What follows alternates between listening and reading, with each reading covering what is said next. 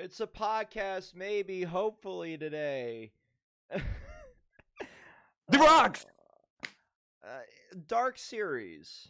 Spooky things. Yes, this is being recorded on the 2nd of November. We're horrible people. But, Luke, you came up with this idea. I'll let you kind of give a little background on it while I go and get my dab pen, because I'm an idiot and forgot it in the other room. Yeah, so it just basically came down to the idea of just me thinking about what things we could generally talk about that are like, oh, this would make a great podcast.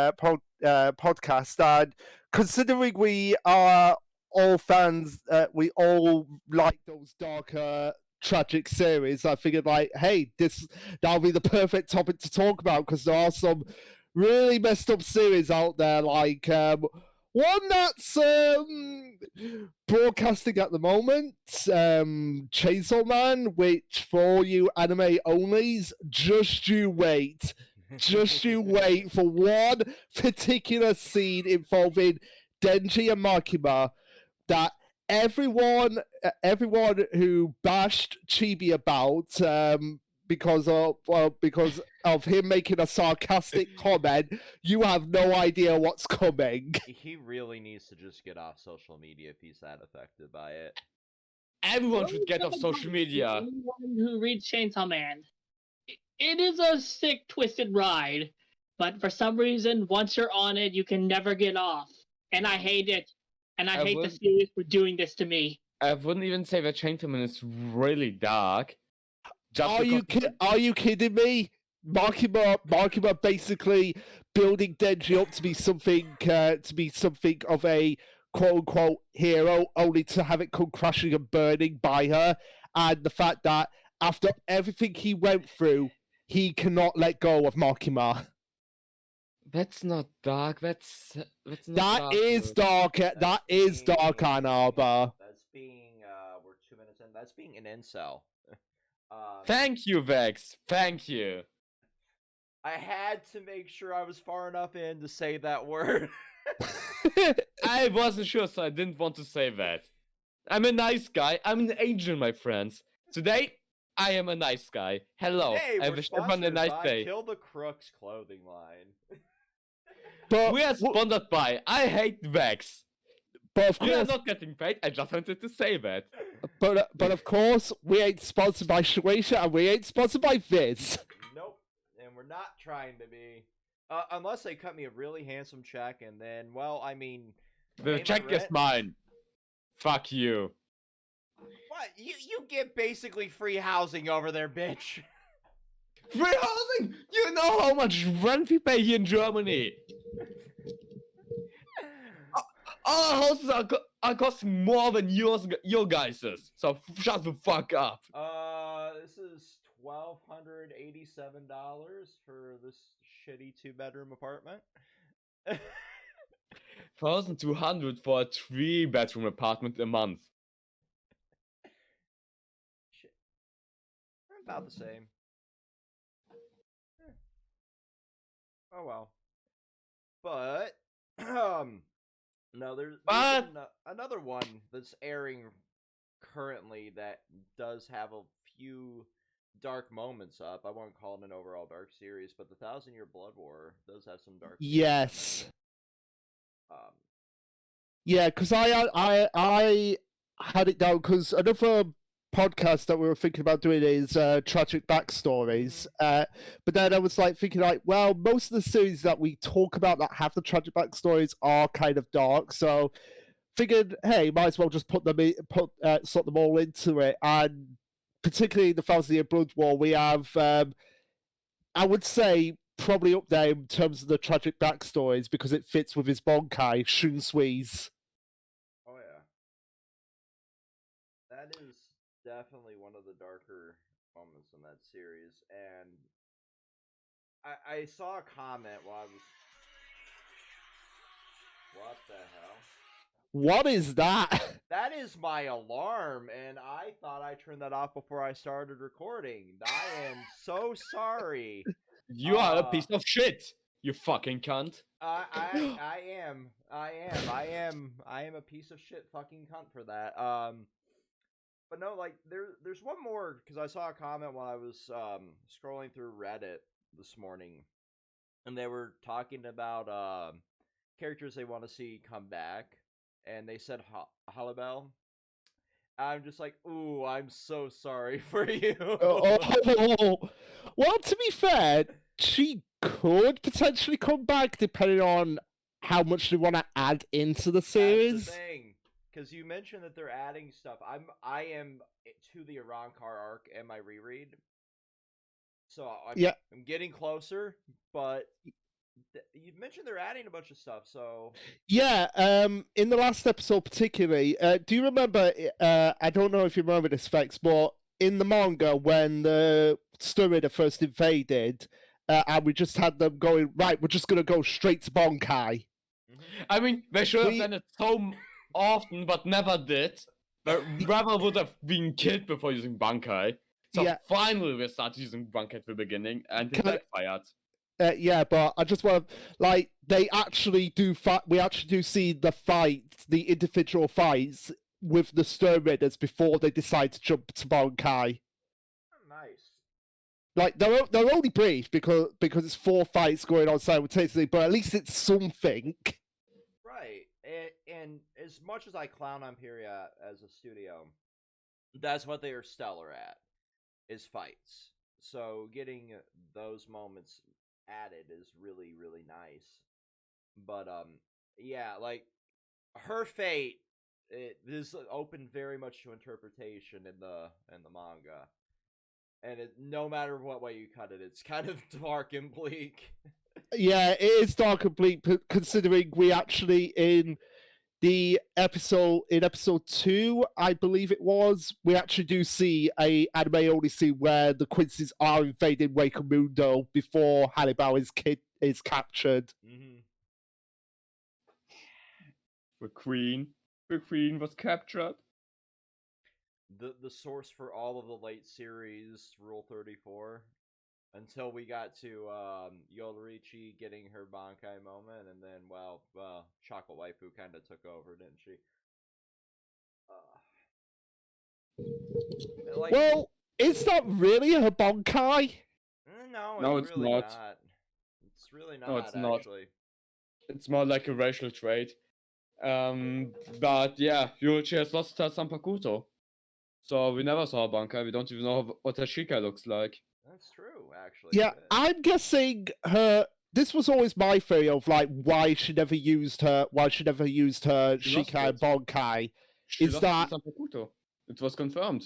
What? She lost it. She literally misplaced it, never found it again. I think that was just like a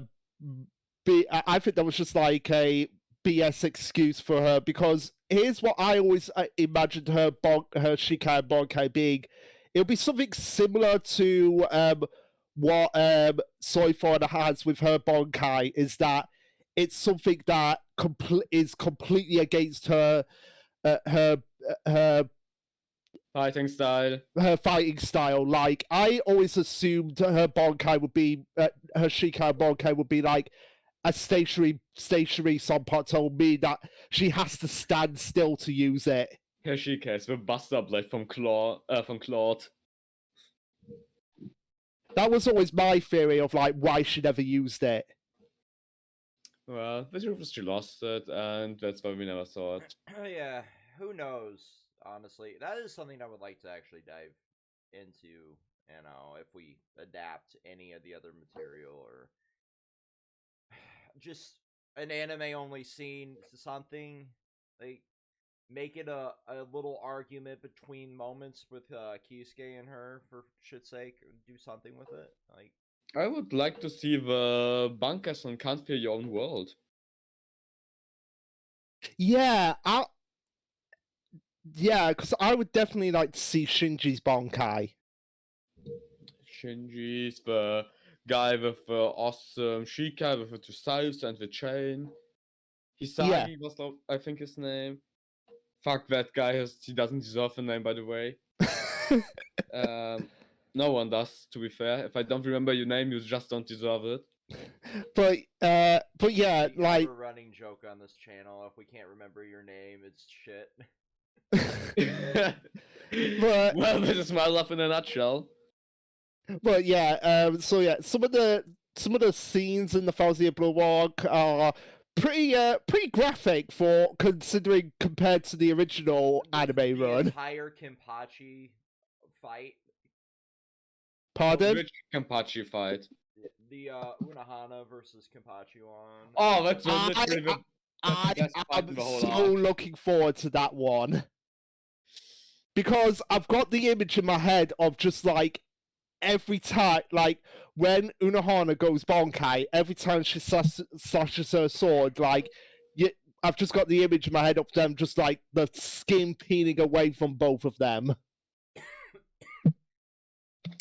But we are not here to talk about just Bleach. We are going to talk about dark animes in general, and some we like, some we hate. How Madoka Magica is the best one of them, and fuck you, Vex. We have one series in particular coming up soon, though, that is full of dark moments and dark themes, and I think we both know what I'm talking about here. Ayakashi Triangle? No. What rape scene is going to be animated? No. Nier Automata. Oh my fucking god, yes! Oh, right. They actually put that anime a while ago. I forgot about it.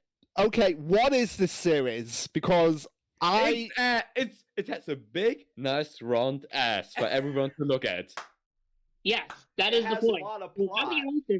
No existential crisis, no dying of your favorite characters, just booty, butt cheeks, and that's it. We have robot orgy. Let's go. You get to fight the presidents of Square Enix. Wait, what? I really hope they animate the DLC. I want to get the secret boss fight. I want to see that. So the Yutagaru boss fight is awesome. So like it's very hard to explain and not sound like I'm Rick and Mortying it. It is. I'm going to try it. So, Nier Automata will be a series about. It will be an animation of the game Nier Automata. Something you should all play because it's one of the best games ever made. It's about Nintendo Switch. No, Nintendo Switch. It's about two cyborgs robots who are sent down to Earth to exterminate the robots to protect the last remnants of humanity who are living on the moon. While they are on the planet Earth, they met the robots. They are meeting robots who literally try to imitate human beings. They try to find the meaning in life. Or just are straight up evil robots who want to destroy everything. You have everything in between there. It's fucking awesome. And there's nothing better than the ending where everyone dies. Or the ending where you just give up your save file to... Or the ending where the main character just goes berserk and kills every robot on this planet. You need to know, this game has 26 different endings. Most of them are just dumb. Yeah. 95% of them are just dumb. There are 5 real endings and 21 joke endings. I think one ending was where the MC ate a fish, went mad, and went on a murder rampage just before they died. A lot of endings just enter and everyone dies. Yeah, it's very bizarre. Also, simply put, you just gotta run away or kill yourself. Yeah, but it tackles a lot of important themes, like what's the meaning behind life? What makes you you and just not a cog in a machine? Well, I mean... And the decay of humanity. Yeah. I mean, it tackles a lot of the themes that you see in a lot of the existential anime, and that's why I said it sounded really, like, no matter how you want to explain it, it almost comes off as Rick and Mortying it. Like, you have to have a high IQ to understand this. But, yeah, and I don't have that high IQ. A giant robot that looks like a pair of testicles. Or tits. I hate how accurate that is. I hate how I can't say anything against that. But like, it also gave us like the world's greatest meme waifu in 2B. You mean 2S? 2 booty. I say as my mouse is on a 2 booty mouse pad, and my keycaps on my keyboard are all near Automata or Kingdom Hearts. I'm so proud of you. I was never as proud of you as I'm right now, Vex. Pat yourself on the shoulder. You deserve it. Automata t-shirts, near Automata t-shirts. Fuck Square Enix. Also, the director of the game is like the most wholesome person on the planet. He's the most crazy person on the fucking planet. No. Crazy is Nomura. You take fuck that you! back. No, fuck you! Nomura's nothing against Yokomura. He's on a fucking another planet. Have you seen the near Drakengard timeline? Kingdom Hearts is nothing against that. No. I will protect Yoko Taro from this. I love that guy, but he's crazy as hell, and that's why I love him. I'm trying to scroll down through my Twitter feed to find the quote he put out yesterday. Oh, shit. Yoko Taro is that director who were imprisoned in a cell just in the Square Enix building, and then we need a brilliant idea for this deconstructing the fucking universe, they are putting him out for like 10 minutes before they imprison him again. So like he went on record with like, are you interested in any more crossovers like those in Final Fantasy XIV or PUBG, and with any game or media property in particular? And his direct quote is, I, Yoko Taro, am a slave to capitalism, so I will do anything as long as I am paid, and will do nothing if there's no money in it. You know, I can respect that. He's on the grind. Me, when I take that Raid Shadow Legends money, finally. You will never take Raid Shadow Legends. Oh, he will, and he will buy me coffee with that money. It really depends on the check. Fuck it, Vex, when you get that email, I do the fucking sponsorship and we make 50-50. I'll let you do the ad read. How about that? Oh, fuck yes. I'll save my integrity and let you do the ad read. I don't have integrity. I don't have pride. I'm just here to talk about dark shows. And that's why we are going to talk about the darkest show ever made, Berserk. Everyone claps. Yes. Everyone knows what happens. I don't want Belzog. Yeah, because But Luke, I've just got to say quickly, I put it in here, just guts from Berserk. Luke, you can't even talk about it. You haven't read Berserk. I have not read Berserk, but I know the backstory for Guts, so I'm like, Jesus Christ! When I saw that, I was like, what the hell is this series? It's the most uplifting series I have ever read. You want there dark? There's something seriously wrong with you if you call this uplifting. Shut the fuck up! The moment of the latest chapters that Miura made are the most uplifting things, just from me into despair once again. The moment Guts smiles and is happy and is relaxed is the most uplifting thing you will ever see. I think this ultimately proves one thing about Berserk. Guts cannot be happy. He can be. He was for like 2.5 chapters. 2.5 chapters. No, when I say cannot be happy, I mean in general. Guts is like a Greek tragedy at this point. No, you're not far off. He went to worse things than the Greek tragedy characters. Well, let me ask you one question, Ann Arbor. And this is an actual play. Did he get a prophecy where it said he would kill his father and commit wuha with his mother? His mom, he was born from a corpse, Luke. But did he ever try to do anything with that corpse? If you know what I mean. Luke, think about it, please. Think about before you fucking say something stupid. He was born from a corpse. The moment he reached the age where he can even think of such things, the corpse would already be eaten by birds. It wouldn't even exist anymore. I will. Never mind. I was just trying to give out the plot to Oedipus. Yeah, you can also give a plot of Canis, who was raped by Poseidon and then turned to a male. Because he was so pissed off Poseidon, he had to do something good for her now. Transgender, even in the Greek mythology, it's present. Yeah, Which you'd be surprised how far back that goes if you actually paid attention to fiction. I did. That's why I know the history of Canis. Which, by the way, I've just got to say one thing. Based on a tweet I saw from that Umbrella guy, just F you. Umbrella guy? You know the one I'm thinking about, Vex. The one I retweeted you. Oh. No, I get you were coding their username. Okay, my brain is. I'm hitting like the strongest recreational dab pen I can get in my state right now because I'm in so much pain. But no, like there's,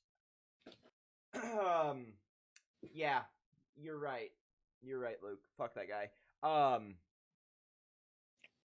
But also, fuck Vex for posting something about Fortnite on my Twitter timeline. Go kill yourself, for God's sake. Context, I am a slave to collab skins, and I hate myself. I hate you so much.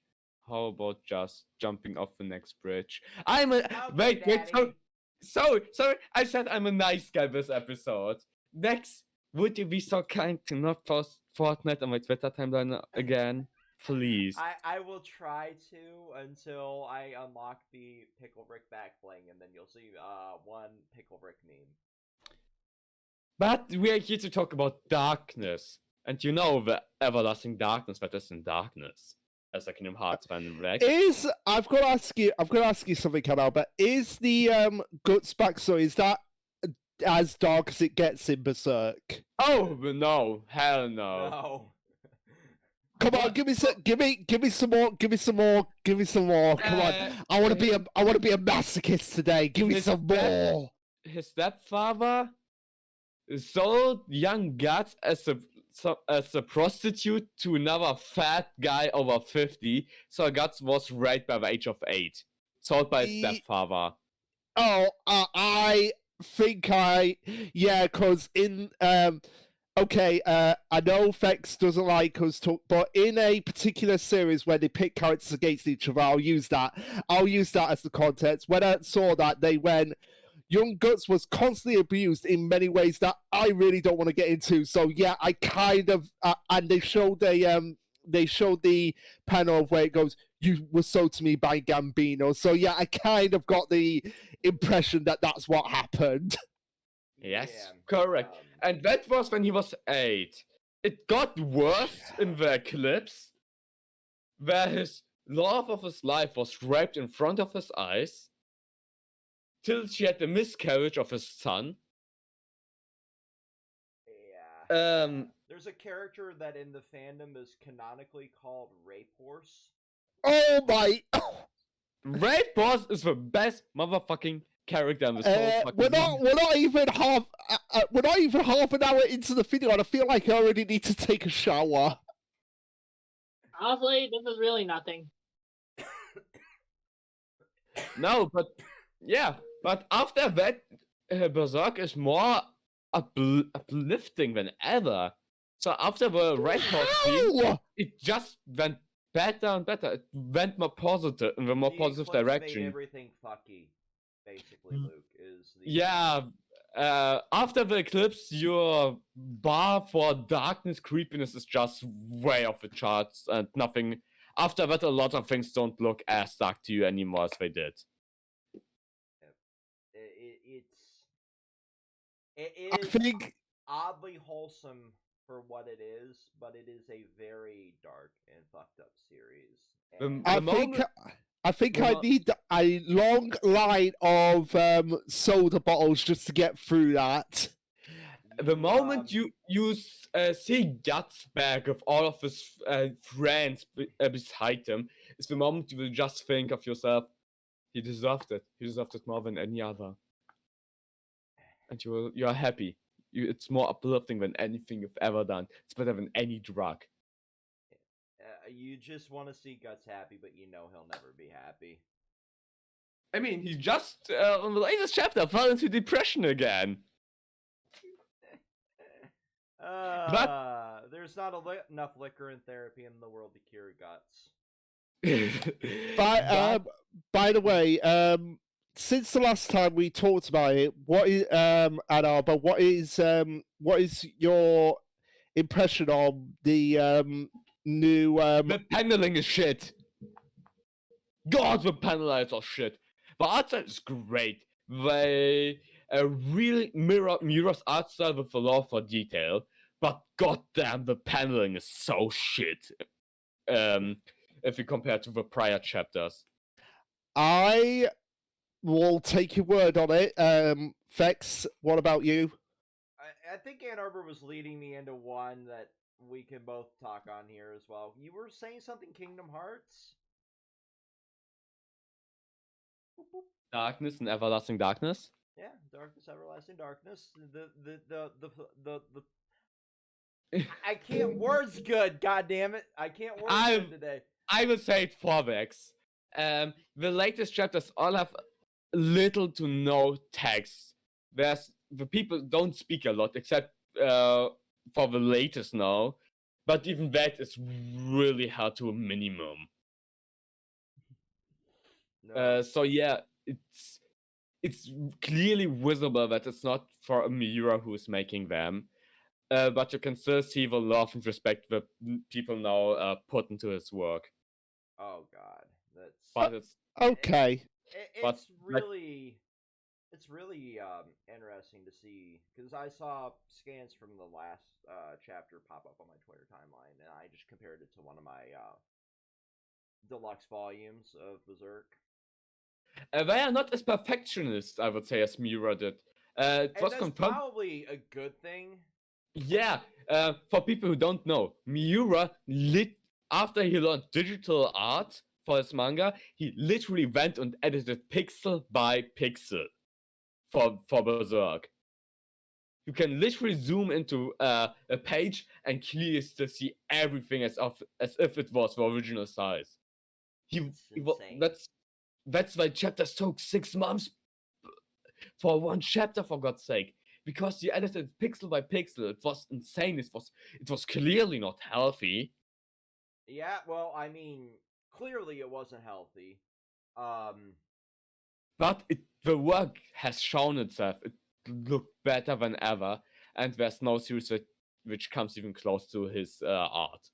Yeah, like it was on the levels of Togashi levels of being super anal about the art. But I think he was even worse than Togashi, I'll be honest. I'd say Togashi is worse, considering he'll take hiatus after hiatus. But, yeah, but a lot of Togashi's hiatus are coming from a sickness that he has that makes his whole body hurt. The same thing could have been done in both scenarios. They both could have got assistance to help with it, and they also. Miura had assistance. Right. That's why I'm saying Togashi's worse, because he was so fucking anal about it. Yeah. And I feel like at this point, like you've seen tweets coming out about from the unofficial Shonen Jump like Twitter account saying like he has got assistance now.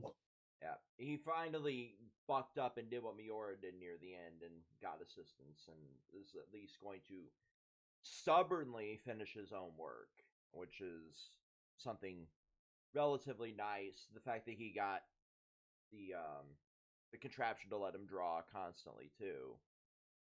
Yeah, is very helpful. But it's both levels of stupidity on their parts for being overly stubborn. Yeah, I wouldn't say it's stupidity. I would have said it was just like what you said. It was more stubbornness. 100%, and it's something that is embedded in this culture so much for that older generation. So I'm glad that this younger generation isn't afraid to say, like, hey, I need to take time off and actually focus on my health so I can continue to make money for you, big capitalist building. But there's one series in particular that always comes to my mind with like super dark and super fucked up backstories. Happy Sugar Life. I Which one? I gotta say, Madoka Magica. It would be. Shut the fuck up, man.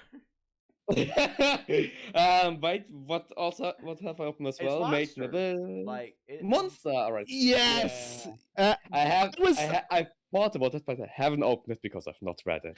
I was honestly like debating, like, is it it's gotta be Johan's backstory. But then I thought like Fex is probably gonna bring it up, so I was like, there's no point. Like Fex will bring it up at some point. Yeah. I brought it up because I thought you would bring it up.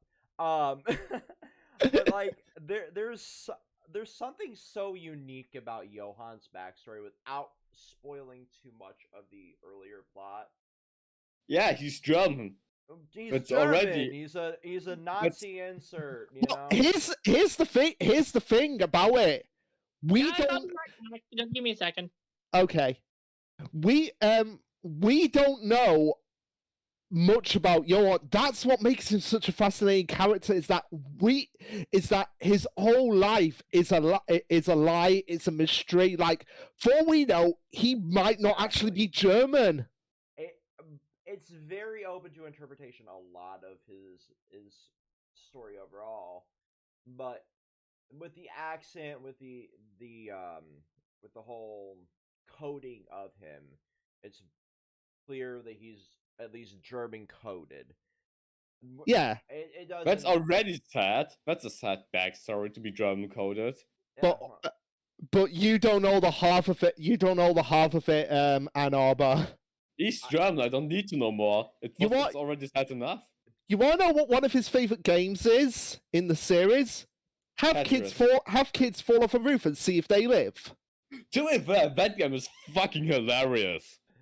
What the fuck, Ann Arbor? Did I say something controversial? You're playing kick the baby off a roof, man. We need to check if the baby has fall damage resistance. Only the strong can survive. It's a harsh world out there with capitalism. Enabled. Sorry, you died today. Well, better luck next time. Better luck next spawn. I mean, yeah. So yeah, it's quite literally, you know, the fuck those kids moment. Like, we don't care if they live or die, as long as they have nice fall damage, they can go right to the front lines, right? I mean, fall damage resistance is fucking important in this world. I mean, capitalism is made this a harsh, cruel world. They have explosion resistance? That's the real question for the Germans. We are Germans. We sent our children at the front line of World War II. Of course, we have explosion resistance. It was ingrained in us.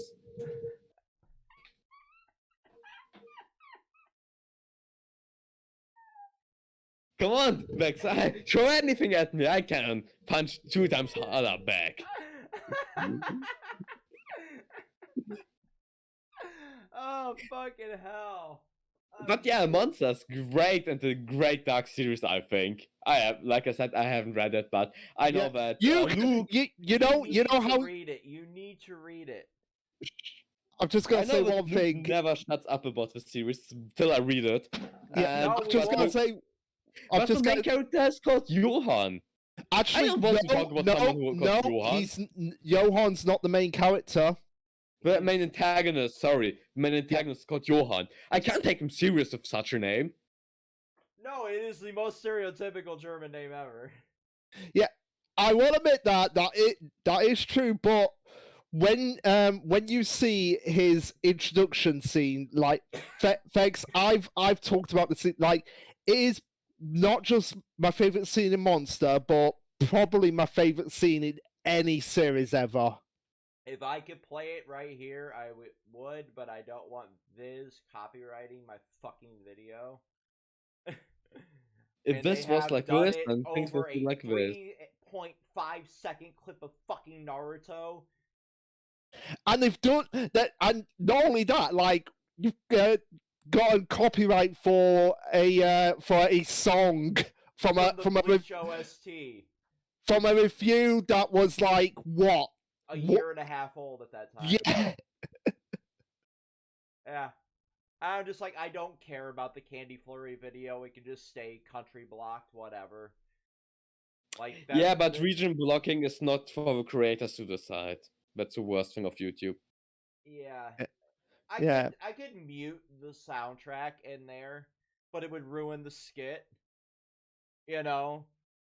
Yeah. Let's just hope they don't come after one of the best skits you two have ever done, the Kishimoto skit where he's like, there's no copyrighted music in that. I didn't know Red used the fucking Bleach OST when he made that skit. I literally could not remember where that song was from until I went and Googled the goddamn name of it. I'm like, what the fuck is this? Because Red usually uses, like, royalty-free music when we do those, or, like... Okay. Like the Angel Burst that used to be our outro when we put in cards on shit. Like, that's just some free dubstep song that you can download off of some playlist from fucking Monster Cat. But, like, you always use those, so I'm like, what the hell's the song? Did somebody sample it in a song? Because if they sampled it, I could be like, well, we're technically doing the same thing and combated it. And it pops up like, it's from the actual box set, disc 14 from that. I'm like, yeah, there's no way I'm winning this copyright claim. Because, like, a lot of the stuff from the early days, like, it was just like, you could just basically play the video, but, like, the copyright holder would just collect the money. Like, all the old Life is Strange playthroughs, like, whatever. But that one, I'm just like, well, it exists in the ether now. Yeah. Well, the series exists in the ether as well, anyway. Exactly. That's why I didn't care about the fate of that video. I just found it funny that a year and a half later. So that makes me think that during one of the fights in the 1,000-Year Blood War, they might be using that song again. Or possibly. Or they're just bringing back the box set of the soundtrack with the new disc slapped in it. That's kind of where Red and I were coming to terms with that when we were talking about it. But who knows? But dark moment number 2 for me, and that series alone, is the fucking orphanage. Ooh. That orphanage was nice. I had to have 2 for this one, because that fucking orphanage is the most sick and twisted thing to think about. Yeah. So, think concentration camp, but make it for children. So basically, Promised Neverland. Exactly. It's Promised Neverland without the harvesting cattle. That's the fun part about Promised Neverland. Are you just trying to be the troll in this video, Ann Arbor? What is a troll? I'm going to smack the shit out of you. Max, I'm a nice guy this episode. He's a nice guy this episode, which means he has to be a troll. Yep. Why doesn't Luke like me?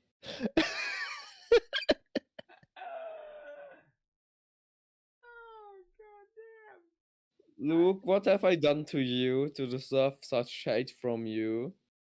You haven't done anything. So why am I getting hate? Because you won't appreciate how awesome Power Rangers can be. Which, Fuck by the you, way, it's not awesome. Which, by the way, that is one of my series that I have picked for one particular reason, which we'll get into later. But rocks. But yeah, the orphanage. Yeah, the orphanage. I gotta say, I originally experienced Monster by watching the anime, which I do think is a great way to experience it. I heard great things about this the anime, but it's one of the few good animes of darker series out there. Yeah, it is up there. But I gotta say, like, reading it in the manga for that top 10 6-hour stream we did, that made me appreciate the subtleties of the scenes a lot more. Because the fucking anime, as good as it is, it does rush through, like, the subtlety a bit, and it will just make them, like, little ominous, like, on-screen clues, basically. But reading through and experiencing it without the voice and everything is just, it kind of makes you appreciate moments like that more. I definitely recommend picking up the Viz Signature 3-in-1s over the single volume. You can still find the single volume. They're just outrageous. The 3-in-1s are like $20 a copy, and the art's so touched up and clean and crisp. I love it. And you can experience the anime again because it got licensed back out for the first time in years. So so I can still hear crappy drum pronunciations like in Bleach. Wait, what? Wait, the anime is being licensed again? Yeah, it was one of them that got picked up. I think it was like 3 months ago. Thurman and I mentioned it in another stream. Oh yeah, I remember you posting about it now. Yeah. It and a bunch of the stuff from that studio got picked up for, I believe it was Netflix, or it might have been Amazon Prime. It was one of the big streaming services. I think it was Netflix, which, by the way, please, for every every you heart on this planet, give us the DVD release. Can I just say Blu-ray at this point?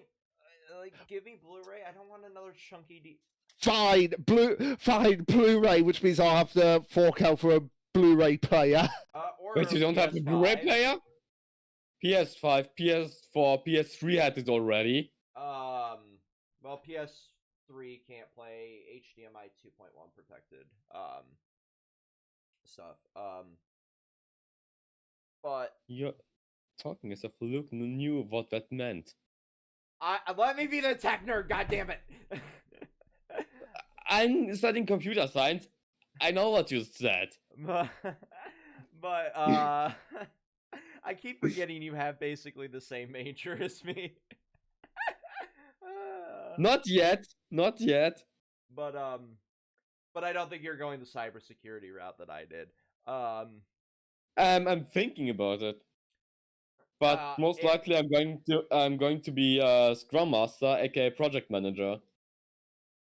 Take that. There's more money in that. There's so much more money in that. Like, for fuck's sake, it's like almost 2 times as much. If I could go back and redo my major, I would have done that, or I would have just completely switched to, like, criminal pathologist. Yeah, but for a Scrum Master, for example, you have to pay for a course that's like over 500 euros. Mm-hmm. But my university pays for it. Mine paid for most of it up to the Cisco their new web development shit. I need to pay for my certified tester test. That's bullshit. All 120 euros. I know this is a boring conversation to weave into a fucking dark series, but it's a classic Control Chaos tangent. Like the fucking the A plus and the software plus alone for IT here in America is like a $1,500 set. What the fuck? So if I, what I'm taking for my university, I have a 800 euros notebook, and then I have to pay for my certified tester test about 150, so I'm about 950 euros in for all classes. Yep. I feel your fucking pain. It's nothing that much. The notebook is fucking great. I'm traveling a lot, so I needed one anyways. Right, but like the fucking the laptop that they gave us was a shitty Dell. You got a laptop? Yep. I had to buy my privately. We got a shitty Dell like Windows 7 PC when I was going through my So yeah, this is the darkest story of them all, real life. Yeah, real life in college. Yeah, but Welcome going back to on the change your majors 5 times before you decide what you're going for. But going back on the main topic, dark vibes and dark series. There are ones that I want to mention because everyone should have watched them already, except you or Luke. Yeah, fuck you, Luke. But can I just say one thing quickly? Sure, Luke. Sure, interrupt me again. One of my go on. I don't have to talk anymore. And then I'll let you talk. One of my other dark scenes in Monster is Vex. You'll know this one. Johan's manipulation of the recovering alcoholic. Oh God. For the longest time, I had that scene as a fucking sticker on my credit card. There's a company called Cuckoo Covers. I had that on my credit card for the longest time. It finally wore off, and I had to put another one on, and I was so sad. Yeah. So to give you context, Ann Arbor, a detective finds out Johan is up to no good, and is just interrogating him about it, and Johan is just like, well, what about this thing that you did when you claimed to have kicked the bottle? And basically mind screws him to the point that he commits suicide. Mm-hmm. It is one of the most fucked up scenes in that show. Or that series. Yeah. Alright, now Ann Arbor can talk. I'm allowed to talk without being interrupted? Yeah, I won't interrupt you now. Go ahead. I'm so happy. I can talk about the series that Luke has not watched, and Vex has probably watched because Red's brought him to that. One of Red's favorite series, Smartica Magica. Cute girls. God, no! Why? Trauma! Cute girls, so cute stuff with a cute bunny fox thing. Fuck. What the? Look, look at the mod chat, the modcast text. This is your best friend and helper. Never forget him.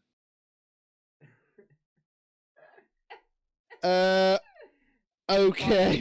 Fuck you, Ann Arbor. Fuck you. This is a dark series which everyone should watch. It's about cute girls, aka magical girls, who are doing cute things like cuddling with each other. It's great. Does it involve a certain mind screw? What the fuck, no? Like, I mean, a mind screw for the audience. Oh, yes. Oh, And who very cares? much so. This series is cute as hell. Everyone should watch it. It's about the love of young girls that this each other. Ann Arbor, you were going straight to hell right with me, because that is the exact same way I got a couple of my friends into it. This puppet. Vex, we are siblings at heart. We are the same person. Never forget that. I'm just you without any bindings. I'm free. I symbolize the freedom on this server. I am chaos incarnate. I am luck. I am bound by so many contracts at this point. See, I am free, so I can talk about it. Everyone if a white fox with plushy ears comes to you and says, I'm gonna grant you a wish if you become a magical girl, and you say, yes, my wish is I want to help this person. Yeah, Because I'm if that a cute, happened to me, a kind-hearted girl, and then that guy will date your best friend, and you will become really depressed. Fuck that guy. yeah, this like white cat ring thing, I do not trust just by looking at this picture. It's great. It's your best friend. Fine. He is your best friend. You will love him. You will want No, He's want to granting plushie you. of him. Look. He will grant your wishes. He will cuddle with you every night you want to. You will never be alone if you have him as a friend. you are doing the Makima thing with me here. I'm not doing the Makima thing. Look, I don't have big He's breasts. cute and cuddly. He's just a cute little cat rabbit thing, and you will love him and hug him. And I love how we all call him different ways each time we talk about him. And Karma is back. Hello, Karma. You just trust the white little bunny rabbit thing, okay? And yeah, everything will be fine and dandy in the world. And just don't lose your head while talking to him. You will definitely not want to burn it and light it on fire and stab it and put a goddamn nuclear bomb in it and explode. The only white rabbit bunny thing that I trust is Terriamon. He just keeps eating himself every time he dies. This is a cute, wholesome series. No one dies. The bunny never dies. No, Kyubey is a friend and helper. He grants your wishes. Yeah. He doesn't die. He's not, like Kama already said, eating himself up, eating his own corpse. Never does that. No, and nobody loses their head. Nobody gets shot. Nobody gets stabbed. It's just cute, magical girl fun. Yes, it's nice. It's wholesome. It's cute girls dating cute girls. If you can't sense the 85 layers of sarcasm on my fucking voices right now, I don't know what to tell you. So yeah, Magical Magic is a great series. Everyone should watch. It's really nice and wholesome. The art style is great. Fuck, it has one of my favorite art style in anime in general. It's really watercolory. With pastel colors, it looks great. It is also probably some of the best transformations in modern magical girl. And it changed the magical girl genre in general. After that, a lot of dark, edgy magical girl series came, which were all shit. I've watched every one of them. Fuck them all. Of course you did. I wish I had as much free time as you still. I was still in 10th grade. I was still in school. What should I use my time for? Learning? No. It was just snorting lines of Adderall and playing Halo all day. Sorry, but I don't play shooters, and B, I have cokes while I watch series. I'm multitasking. I was trying to keep it with zero drug references. I've already mentioned drugs before, so... Oh, never mind. I am so high right now. See, I can get away with talking about pot on here and monetizing because it's legal in my state. I can't wait till it's legal in my country. We are right now working on it. The channel pays taxes here under my address. So that's how I get that. But like the moment pot is legalized in Germany, we are going to make a whole video just with us high as hell. Yep, 100%. The second it is legal in Germany, I'm flying my ass out to Germany to smoke German weed. We have great weed, by the way. If I can trust my neighbor, we are fucking the best. We're fucking great. Yeah, it is. I've heard so many stories from college friends that have went there about the quality of your guys' weed. The weed in the country above Germany, the northern country, Denmark, is fucking great. It has the best weed in the whole world. I am running for office when I turn 36, and my campaign. Yeah, you have to wait till you are 36 to run for office. I believe it is 36. In Germany, it's if you are 18, aka an adult. Well, I mean, you can run for for local office. I meant way up there for this joke. And I mean, my yeah, entire I mean, campaign is legalize all drugs. I could become Chancellor, aka this was that was our president. I could become that with 18 in Germany. That is fucking insane. Why is it insane? It's the young people who decide the future, who live in that, so they should decide I for agree it. to an extent, but I don't think an 18-year-old in general can form a great decision because they're still fucking stupid. I think the age should be 21 for office. Fuck you, no. This is a person who says drinking should be at the age of 21. No, Smoking should be at the age of 21. Tobacco is 16. And Albert, you say you saying fuck you to that is it's the kind of attitude that results in us getting people like Greta Thunberg. Hi, Karma. How are you? Can we get back on topic? Sure. Yeah. Okay, the next series I have prepared because I have prepared a lot of series because I like prepared a lot of series. I like dark, edgy series. My favorites are where no one is alive at the end and it ends in a tragedy. That's why I'm going to talk about Happy Sugar Life. Oh yes. No. It's about cute girls doing cute girls. I was honestly debating whether or not to talk about this, but you brought it up. You brought it up, Alba. The thing is, we don't see any gruesome things. As soon as something even remotely dark happens, we are cutting away, and it's left to your imagination. We just hear that it happened, but not how it happened. And your imagination runs wild. It's fucking great. You wanna know what's super messed up about the ending of Happy Sugar Life? I loved it. No, it's not that. It's alright, Vex, you remember the story in Monster of the Monster? Excuse me? No, when you know the storybook in Monster? I know. Yeah. That's basically what happened at the end of Happy Sugar Life, if you really think about it. That's why I went, excuse me? What? So, but yeah, if you really think about it, if you really think about that story, like, the monster was growing inside of me, the monster, in this case, being the pink-haired girl, and the monster and the being inside the, how could I, being inside the child now. So we can all agree it's a great series. Everyone should watch it, and we are all thankful that I mentioned it. I cannot believe I made that comparison, Vex, and now I've basically scarred you even more. Yeah. But there's no getting around it. That is basically what it is. Jesus So yeah, Christ. everyone should watch Cute Girls to Cute Girls.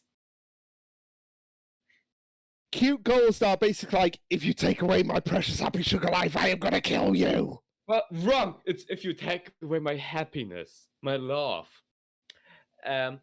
Just ignore that it's a teenage and a child, a really clear child, and that everyone wants to have a child as for their own. And also the fact that everyone else in this series is screwed up beyond belief. Yeah, that male blonde fucker who was raped by his boss. Yeah, there is no getting around the. Oh my god! I can't believe this. It's ironic that this series seems happy-go-lucky when it's one of the darkest series out there. I mean, that's a lot of dark series are being promoted as this is a happy-go-lucky show, and then there's the dark twist. You're not getting scared if this is a horror movie, so you're prepared for it being horror. You're not scared, but this is promoted as a cute romance show, and then it snaps and becomes horror show. It will shock you. It has a better shock effect. We saw that clearly with the literature club room. How was it called with Monica? Doki Literature Club? Yes. Thank you, Luke. that series, it was promoted as just a light-hearted, light novel, happy for everyone, but then just snapped and become a horror thing. And if you want to make horror, if you want to make something dark, you have to promote it as something entirely else. Like Happy Sugar Life, like Madoka Magica, like Doki Doki Literature Club. Like Chainsaw Man! Chainsaw Man is not dark, as I mentioned. I think it's fucking funny as hell. It's more of a comedy than anything else. Oh my word. But so is Paranormal Activity. You and Arva, like, what? Why? Because I exist, Luke. Because I exist. So we can all agree, Happy Sugar Life is a great thing. Everyone should watch it. It has a great opening, by the way. And pink hat yanderes are my fetish. Okay. My end statement to that series. No fucking shit, Ann Arbor. No fucking shit. Yanderes are your fetish? What? Why do you say that, Max? Do I give away any vibes that I like yanderes? It's the first time I mentioned it, and you are saying as if I never stopped talking about it. What kind of vibes do I give off? Judging by the characters you like, I could judge exactly what kind of porn you watch. What kind of porn do I watch, Max? What kind of porn do I watch?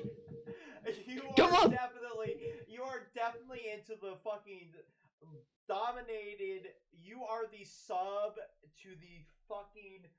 Fuck you! No, I don't watch that. I don't watch them. Fuck you, Max. I'm above you. You don't understand me. You don't know me. You don't know my fetishes. You literally roasted me for 10 minutes for retweeting porn on the timeline. I never do it again. Because I don't repost my porn. I just follow the artist. Without liking, retweeting, or commenting on them. Right. For context, I retweeted fan art, and this motherfucker roasted me for 10 minutes. Okay. Just a general call we had in the Discord server. And I would do it again. But next series! Luke, you wanted to name one. Yes, I'm debating which one to name because there's so many I've got in here. But while you are thinking, Karma, do you have a series you want to talk about? A dark series? Sure. Devilman. Devilman Crybaby. I have it open as well. Devilman in general. I only have watched Crybaby. Can 100% agree. I've watched that stream. Like, Devilman is... Want to know what's the fucked up thing about Devilman? Technically, all the Devilman series are canon. It's just one big time loop where... I know. Where... Akira gets possessed by Amon and becomes Devilman. He fights devils until eventually people start to get paranoid, start killing each other. All of his friends die, and turns out his best friend is Lucifer himself. And he ended up orchestrating the whole destruction of the universe thing, or planet Earth. And then it just evolves into a full-on scale demon war with the wiping out of humanity, with Akira dying at the end. Only for Lucifer to realize he actually loved Akira, and then cries knowing that he basically killed him. And then God comes down with his army of angels and destroys the planet Earth. And then he resets the universe so Lucifer can try again with no memories of what happened in the last loop. This sounds literally like the main plot of a Shin Megami Tensei game. Yeah. And I love it. They took a little bit of inspiration from Devilman. Yeah, and Devilman is a fucking great series. I only watched Crybaby and never read the manga, but it's fucking great from the one series. The characters are genius. The atmosphere is always dark as hell. Nothing matters, and everything is pointless. That's the point. Yeah, Fuck you, nothing matters. I matter. People are just gonna keep getting blown to shit. I matter. That's moment from the original manga that I read on stream is when the military gets involved, and like right near the end of the manga, I actually think it's in the best. I think I put the clip in the best of Control Chaos Studios Volume 1 that I got on my personal channel. But military's coming in, and then they overreact as would be the normal human military reaction. They get fucking possessed and start raising hell as fucking the military as fucking devil. It was so fucking stupid. But like the fact that you would have the overreaction of the military in a scenario like that was the most human moment in that. And I think it was Luke that was commenting in chat when I read the scene. I'm trying to word this as appropriately as possible. But there was one particular possessed human, and the face was coming out of the pussy. The fucking fuck. That just sounds like it would be perfectly my alley. And I ended the first stream on that because it broke me. I mean, I would have that.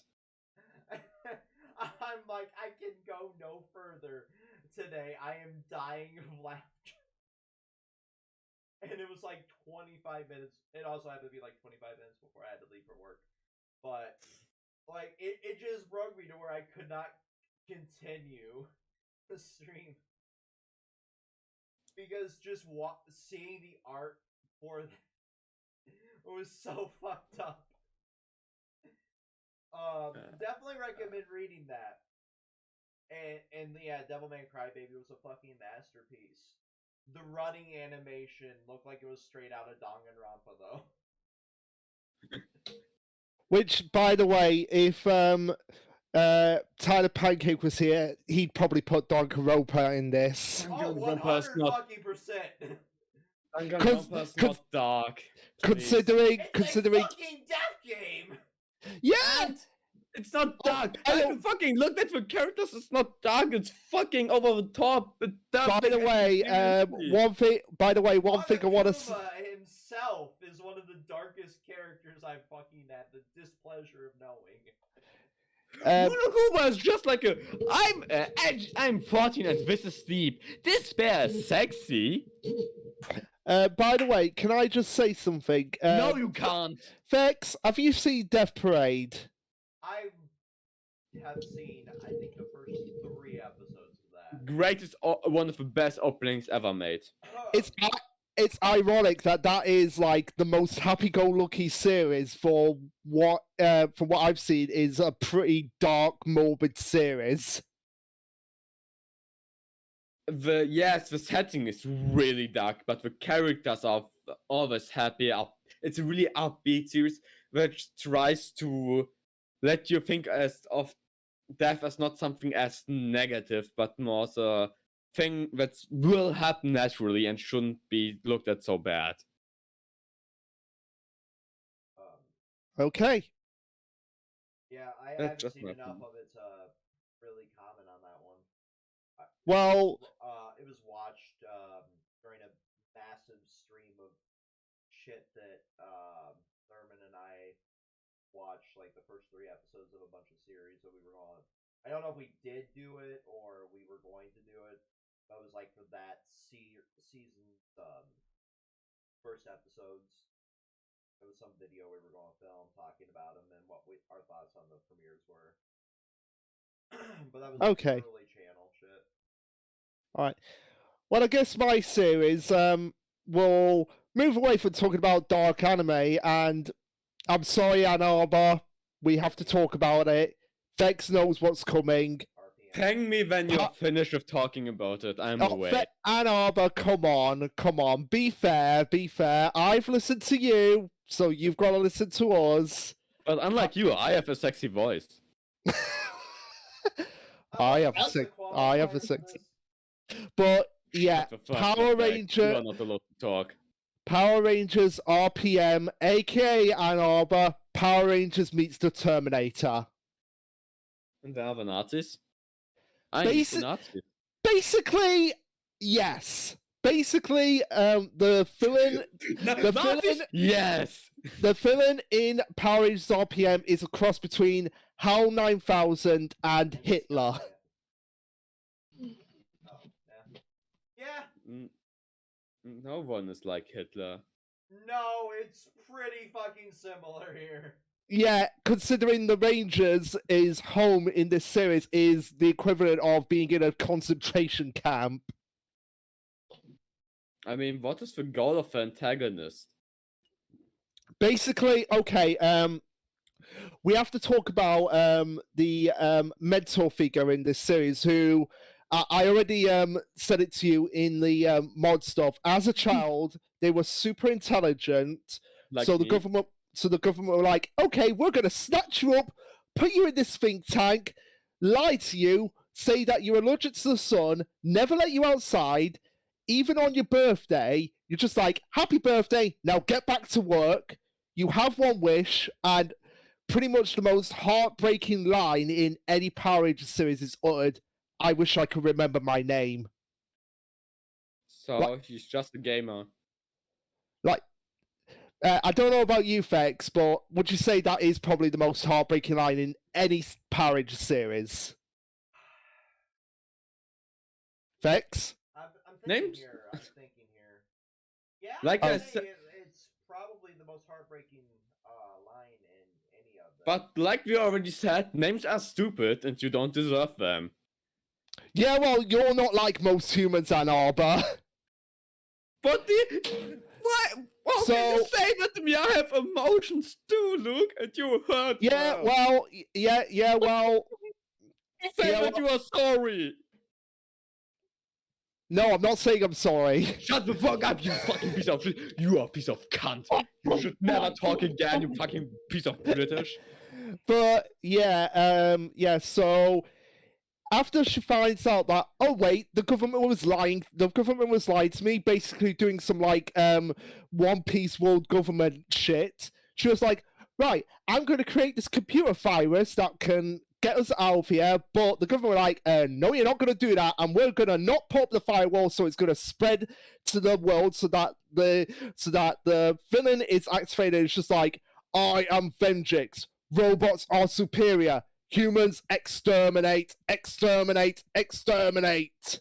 This is the reason we don't let psychopaths into a computer science. And also as well, bear in mind the villain basically mutilated bodies. The villain is your mom. And was just like, robots are gonna take up, basically took over the world except for one city, which basically turned into a concentration camp, basically. In that series. So if there's one Power Rangers series you should watch, Ann Arbor, because I think it would be right up your alley, it would be RPM. Alright. But does it have cute girls doing cute girls? Like I said, that's really important for me. Well, yeah, it does. Why don't you start with that? You know, cute girls are important. Dex knows that as well. But yeah, Fex, you knew I was going to bring up RPM at some point. I knew you were going to bring that one up. That's why I didn't bother having it on my list. And that was the one I knew was guaranteed to be on your list. Yeah, because it is possibly the darkest I think Power Rangers has ever gotten. Like, just probably the fact the darkest they ever will be too. Yeah, just the fact that Dr. K, like, at only like 8 years old, got her whole life stripped away from her. Mm-hmm. Unless we see something on par with like Shattered Grid or any of that. Yeah. It's which begs the question of like, how did the government even get permission to do what they did? Which brings up like an even darker situation. Her parents probably sold her into that situation. Because all the adults in RPM are basically dickheads. Oh yeah. So it wouldn't surprise me if her parents sold her. Well, to be fair, for context of this, like, that is the mindset of a teenager, which is, you know, the ending demographic for Power Rangers as well. Well, I'm not a teenager, so I don't watch it.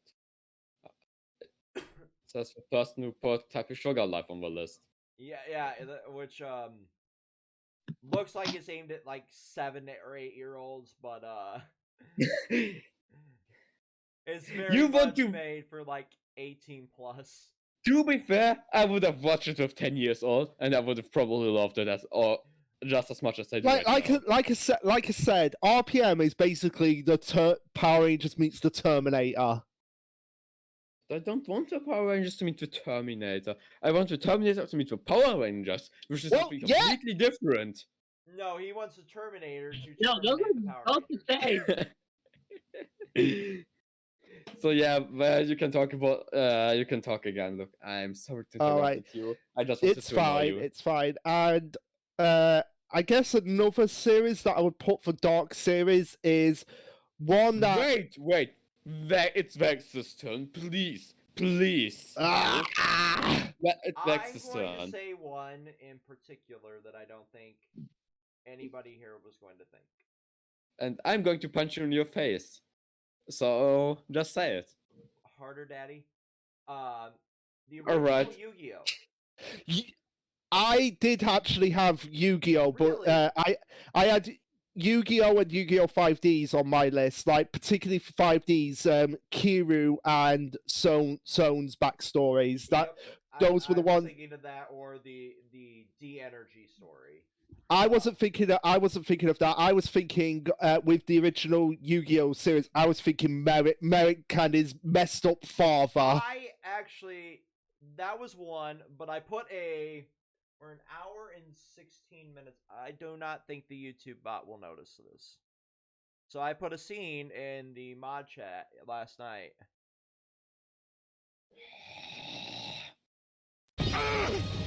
It should have been me, not him. I only see Paul. It's not fair. Mod chat. Yeah, the mod stuff. The one where I'm like just putting this here. This is the only good scene of our Khaos arc. And also Yami/Pharaoh Atem. I don't care about spoiling his name. It's been well over 20 years at this point. Yeah, Monster Cardo. By the way, speaking of Yu-Gi-Oh, I've got to say this as well. Krisuke Takahashi, he truly did die the hero rather than living to see himself become the villain. Yeah, it came out that he died trying to save a couple kids in that like river, ocean, whatever it was. Yeah. He drowned in. But no, like I recently was rewatching the fucking Khaos arc, which, if it doesn't tell how bored I was at work the last 3 days, I don't know what is. It's such a terrible arc.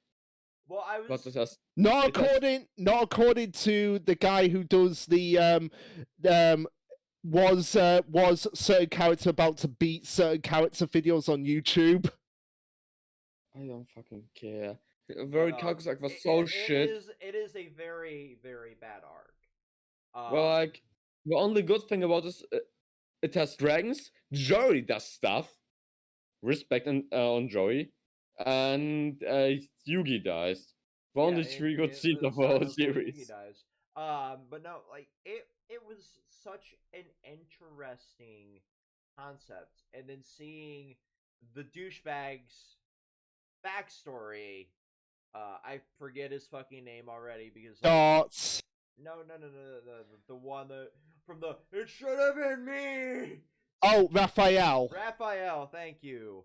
Seeing his backstory and like all the tatter cards and all the how he really gave a fuck about the personal attachment to that deck. That was so beaten, so battered, but he still kept them.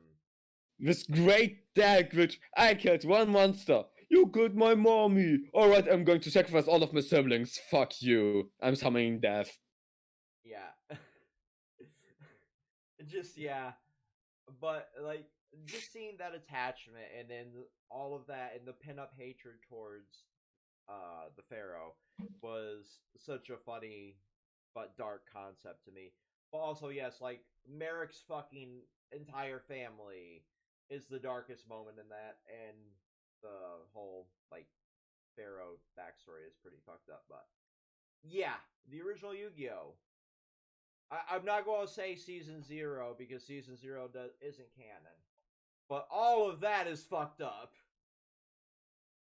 I haven't even thought about putting that on the list, but yeah, you're fully right. Yeah, you're right. Sure. Like literally the first thing that the Pharaoh does is basically say to Yugioh, "Hey, look at all this money," but it's actually leaves. Yep. Bernadou basically alive. A lot of The traps. Scorpion game. Oh, I think one of the darkest things is the censorship eyes. Oh god, yeah, the censor. Well, I mean, to be fair, like that's great living in Japan, right? And you just don't know what you're whacking it off to at that point. I hate 4Kids. 4Kids, the worst company ever made. Especially since there was a German production which just took the 4Kids version of series and put them in Germany. Well, you want to know what's funny? Ann Arbor?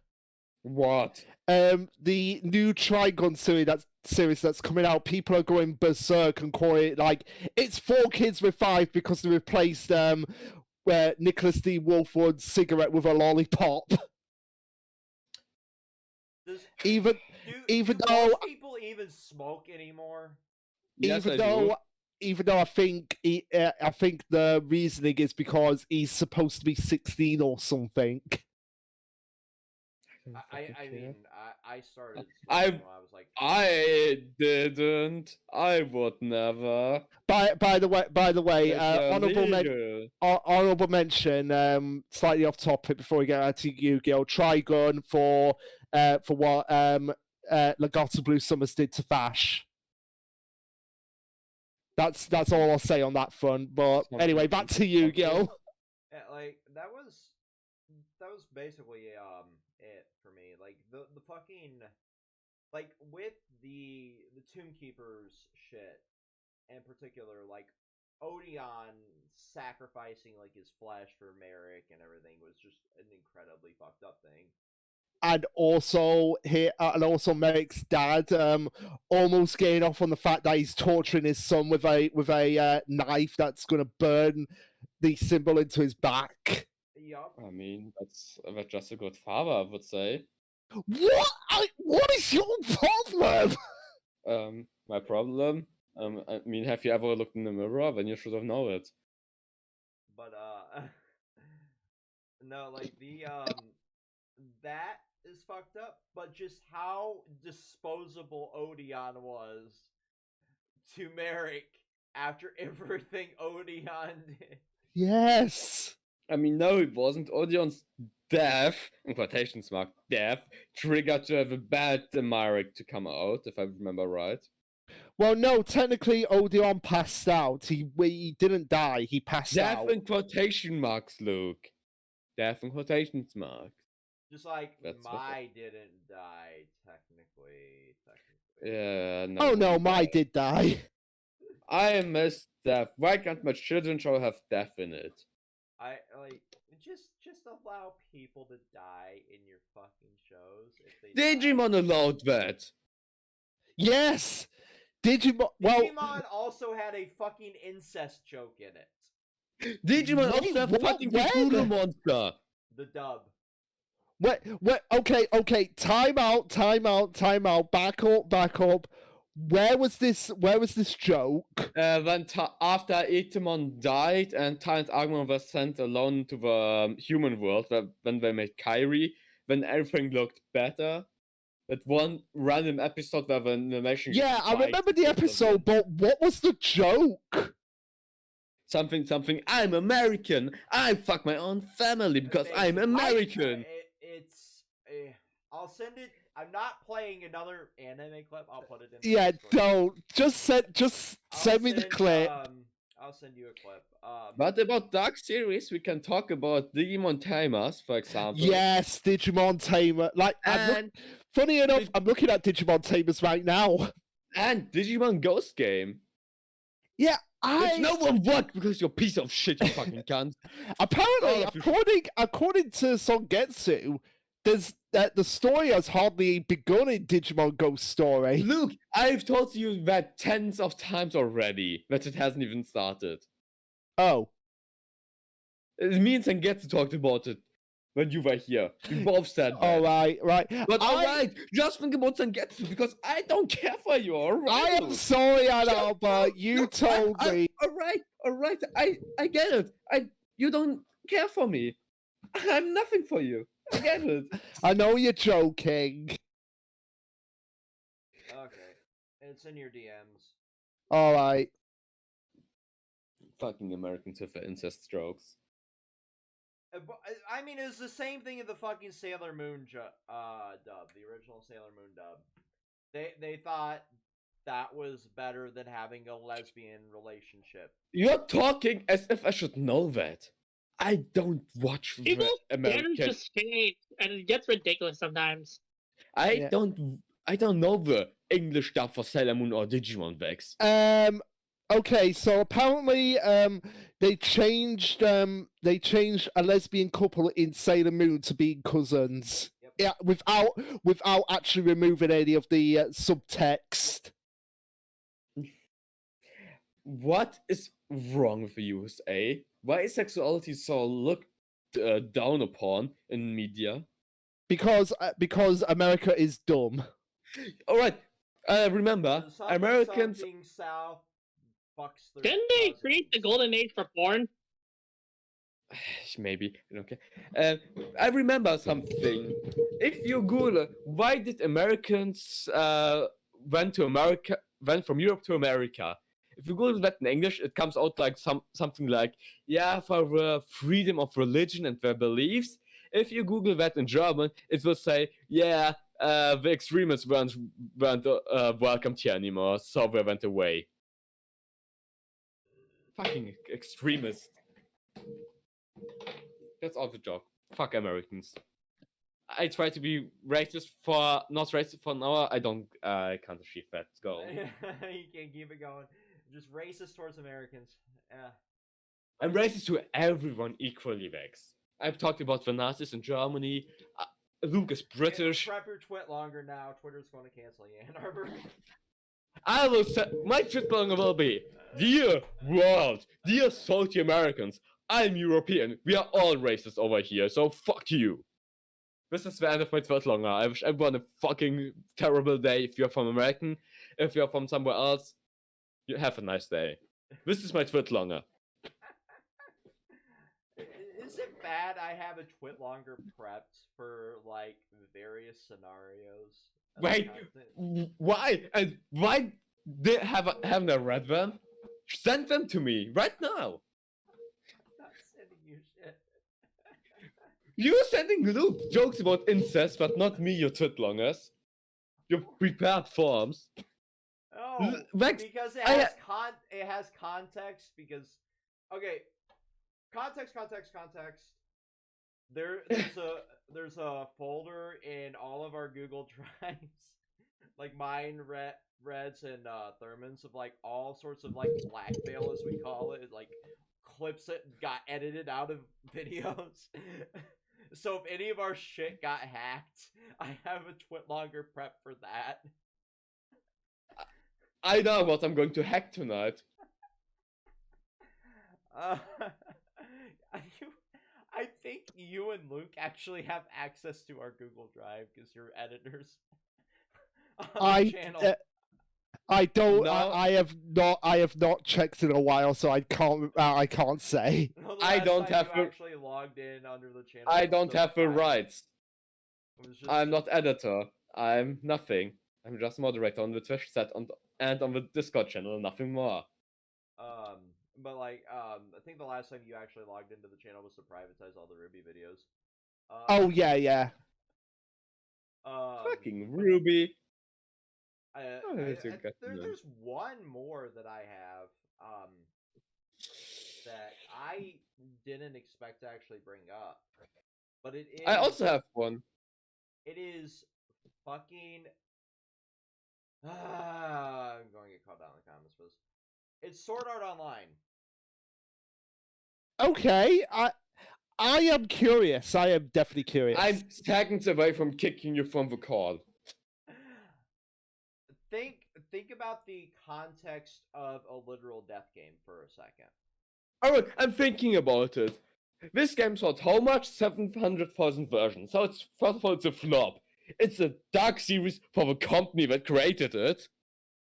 But I think and, the concept and 700,000 incels dying is a happy end. I'm not going to get into the Sweet Home Alabama-ing in it or any of that shit.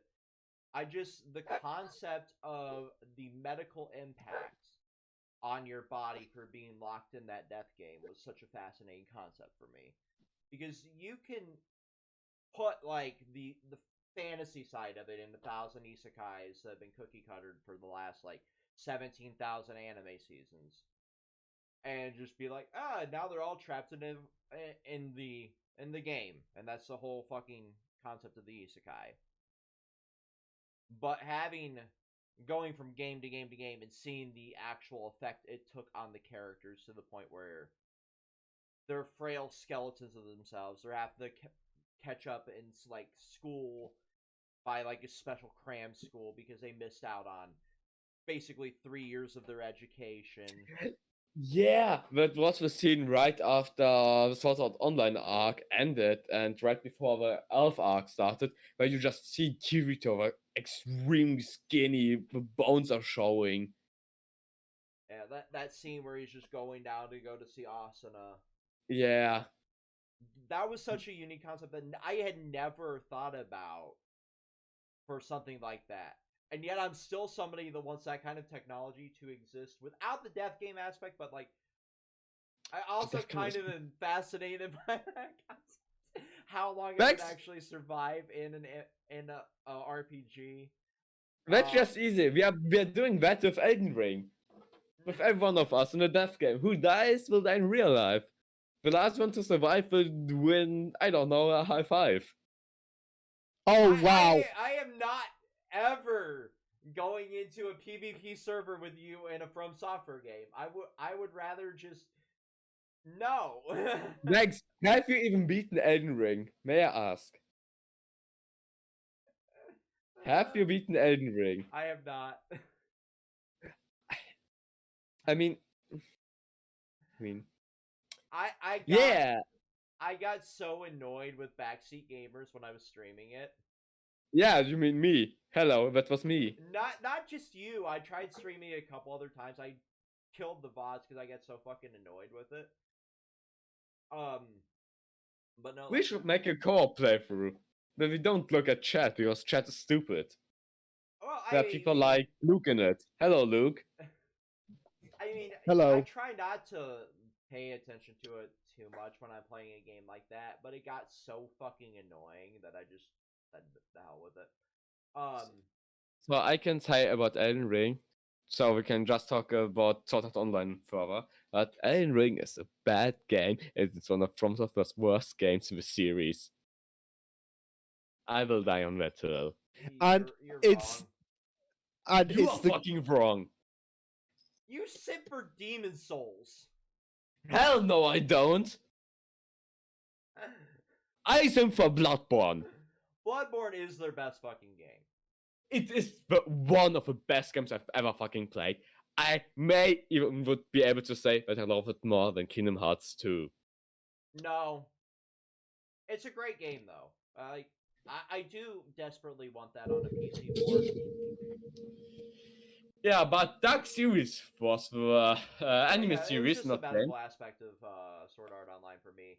I'm not even going to get into the underworld shit, but the underworld is a whole other level of fucked up. Just from the militaristic aspect of it. But yeah, The government's always going to government is all I'm going to say on that one.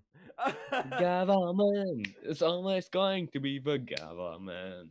I just quickly wanted to mention another series which I didn't watch. But I have someone who's called Red who will probably kill me if I won't mention the series. Made in Abyss. Yes, I put that on the list, particularly for because when Red was first talking about it, I watched the entire first series when I was on holiday at one point, and got to that backstory. Depression. I was just like, oh my word, oh no. Yeah. So I have watched the first 2 episodes, then dropped it because I thought I want to binge that. I don't want to watch it weekly, so I stopped it and never picked it up. You have to watch episode 13 of season 1 of Made in Abyss to know how messed up it gets. I know it gets extremely messed up. I know that it will love it to 100%. Basically, how would you feel if I said cute girls get messed up in the most horrific way possible? Look, I know They Made get in turned Abyss. into basically a goddamn Tribble from Star Trek. I know a lot of scenes, especially of season 1 of Made in Abyss, so you don't have to explain it to me. I just wanted to mention it and don't talk about it because, as I said, I still have to watch it. And I just wanted to say, Kevin Pankins has made great music for the series. The OC that Kevin made is great.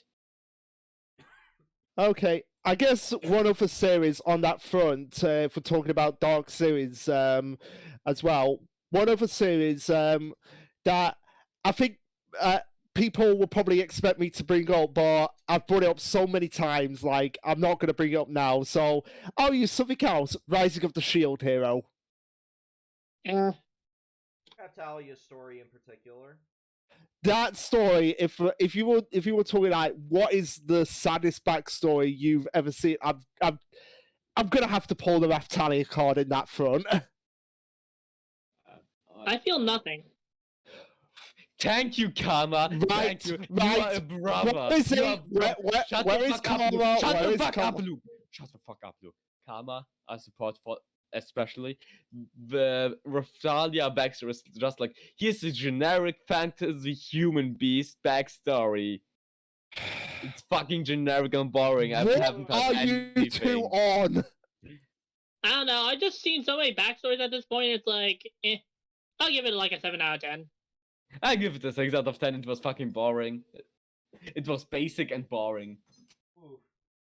That is painful to listen to. Well, look, we are in the darkest timeline after all. You're talking with me. How could you not be like, oh my word, when you see that little girl's skeleton? I feel numb to it. I just thought it was boring.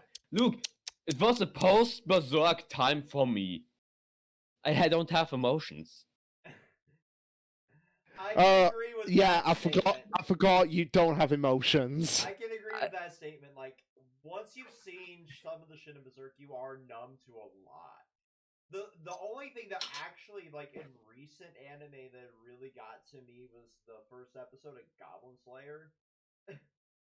I've read the manga prior to the series. I love the Goblin Slayer manga. The art is fucking great. Oh, I started reading the manga after the first episode. But the mangaka is great. She's such a wholesome person if you watch interviews of her. Oh, it's just like Paru from Beastars. Like they're very, very similar in that wholesome nature. But yeah, it's the most wholesome people are making the most grotesque things you can imagine. Or look at Miyazaki making the most wholesome things, but he himself is one of the most toxic persons I know. Yeah, you want to have a bad father example? Look at him. Look at Miyazaki. Like polar opposite, like you look at the shit that Junji Ito writes, and he's like the most wholesome person on the planet. Junji Ito is a fucking angel on earth. I love that guy. I would pray to him if I met him. Please teach me your ways of being nice. really do need a class from him on that. Yes, you do. Why? Why do I need things? Why? Why? I have never done anything bad. Are you kidding us? You've been bad in this whole modcast. What? What have I done that's bad? Name one thing. I will point you back to the entire Yu-Gi-Oh progression series so far, which we desperately need to get back into. Yes, we do. Because yeah, I want to kick some ass again. Fuck Herman, he's never going to get back into it. But I still think we need to change the banning system. No, we don't. Because can only my whole dick. Because the loser should always be allowed to ban the card. Why is it that only me and Luke got banned, cards banned, but Tyler and Uvex have a way better collection of cards than me and Luke together? I'll have good but only mine and Luke like cards were banned. From now. No, you have Mystical Space Typhoon and Dust Tornado. You have the best spell and trap removal in the whole fucking game till like 10 years afterwards. I mean, you I can't. I didn't get Solemn. Solemn! Alright, look at me! I'm going to negate a spell card and pay 4,000 life points. Alright, Hey, you have another broken DM life staple. points actually don't take 17 fucking turns to get rid of by now. Yeah. But I want to say, why was I allowed to bundle cards? Why? I shouldn't have been, but I did. So this is the darkest timeline. I honestly remember like half of the rules to the progression series at the moment. I think we do need to get. I think we need to get back into it at some point. Maybe get Tyler in a call to remind us. But speaking of Tyler, there was one that he brought up at one point, which I know nothing about. I think Vex would be more of an expert on this.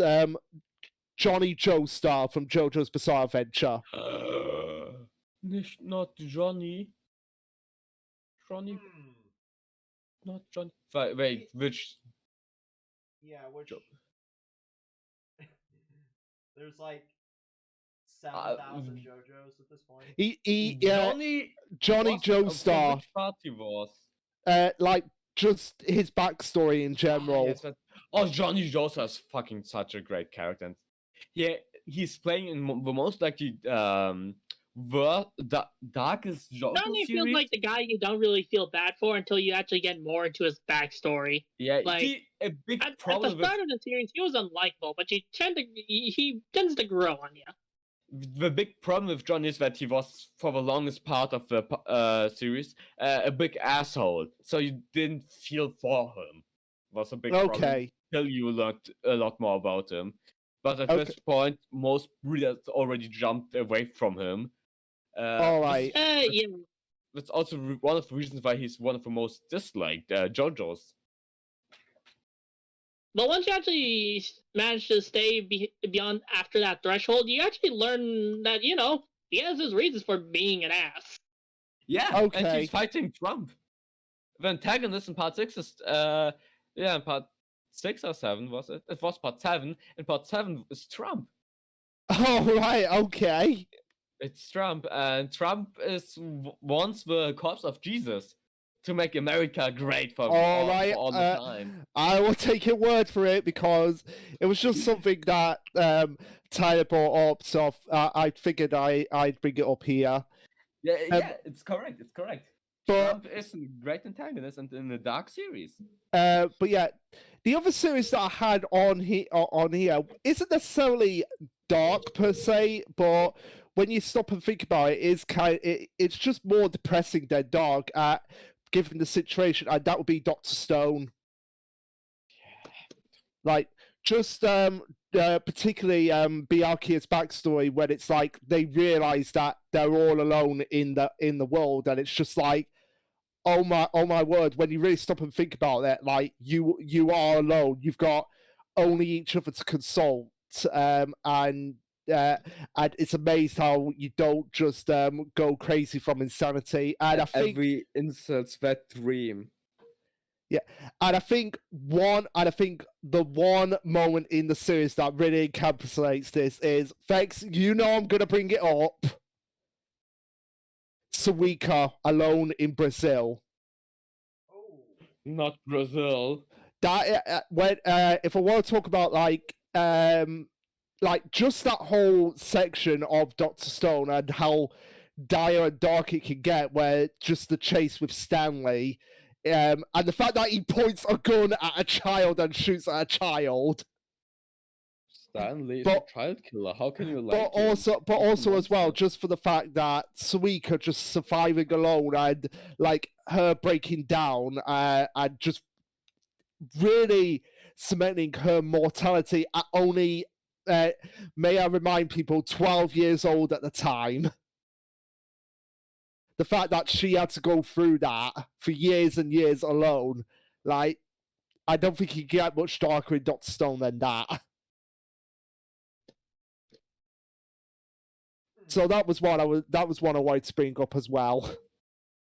Yeah, I definitely. So everyone here. I guess I felt nothing for that. I also felt nothing, Karma. Yeah, well, you two are the post Berserk guys. I don't even read Berserk. I read a lot of other fucked up shit. And Vex is in the post Berserk phase, but I'm not. I just don't have feelings. I haven't even felt anything reading Berserk except for happiness. To be honest, it's like, I don't know why, but it's like, I think I just like watching other people suffer. Like, yeah, I remember like in my teenage years, I just ended up laughing at everyone who reacted to Pyrrha's Ruby. Yeah, people suffering is funny as hell. Well, if you like funny suffering, then go and read the go and watch the compilation of Blood Sea deaths on YouTube. I already did that. No. Blood on the tracks. I already did that. Umbrella scene was fucking funny as hell. I remember the one where they're just spinning the girl around like a fucking log of meat. The umbrella scene was. Wait, was it? I fear that I might be. I have a fear that I might actually go to prison someday. You might have a little bit of sociopathy. Yeah. Can I, Karma and Alba, can I ask you a question? What if you replaced all the characters with animals, but they had some messed up shit? How would you feel then? Oh, god damn it, Luke! I know where you're going. Luke, everyone knows where you're going, Luke. The fucking farm series, no one cares about except for you. I was going there with that, so I am, even though I promised myself I wouldn't, so I'm just gonna say it right there.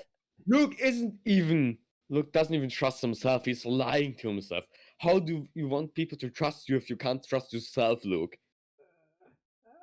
Stop it. Stop. You can't stop it, Luke. Karma, you would feel nothing. Yeah. I also, like, currently would probably feel nothing, but I am nothing. Was airing in your country. Like, yeah, especially in the 90s, and it was airing on the BBC as well. So it's like, how on earth did they get away? I honestly want to know. I honestly want to know how they got away with this storyline. So because the UK has different standards for broadcast than America. All right, well, I'm just going to talk about better standards in America. Yeah, I'm just going to talk about one messed up storyline. So it turns out that this guy this fox finds a female fox, and it's just like, oh, I'm not going to listen to you. Oh, your father's famous. Okay, I'll bang you because of that. Oh, I'm carrying a baby who will be related to your famous father. Oh, you're ill. Too bad. We're going back to the place that you swore you'd never go back to, and then you end up dying. I am not even kidding. That is exactly what happens. Big sad press have to pay respect. That's kind of fucked up. That is exactly what happens in the series. Like, a female fox only gets together with someone because they have a famous father, and they're like, my cubs will have his blood. They will be famous without even caring about him. Elon Musk's children in the future. And then I'm trying to not laugh at that, but you're not wrong. You're not wrong.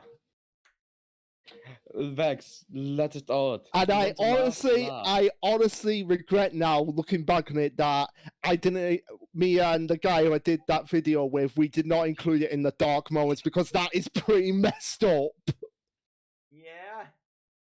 The fucked up thing is that actually does happen.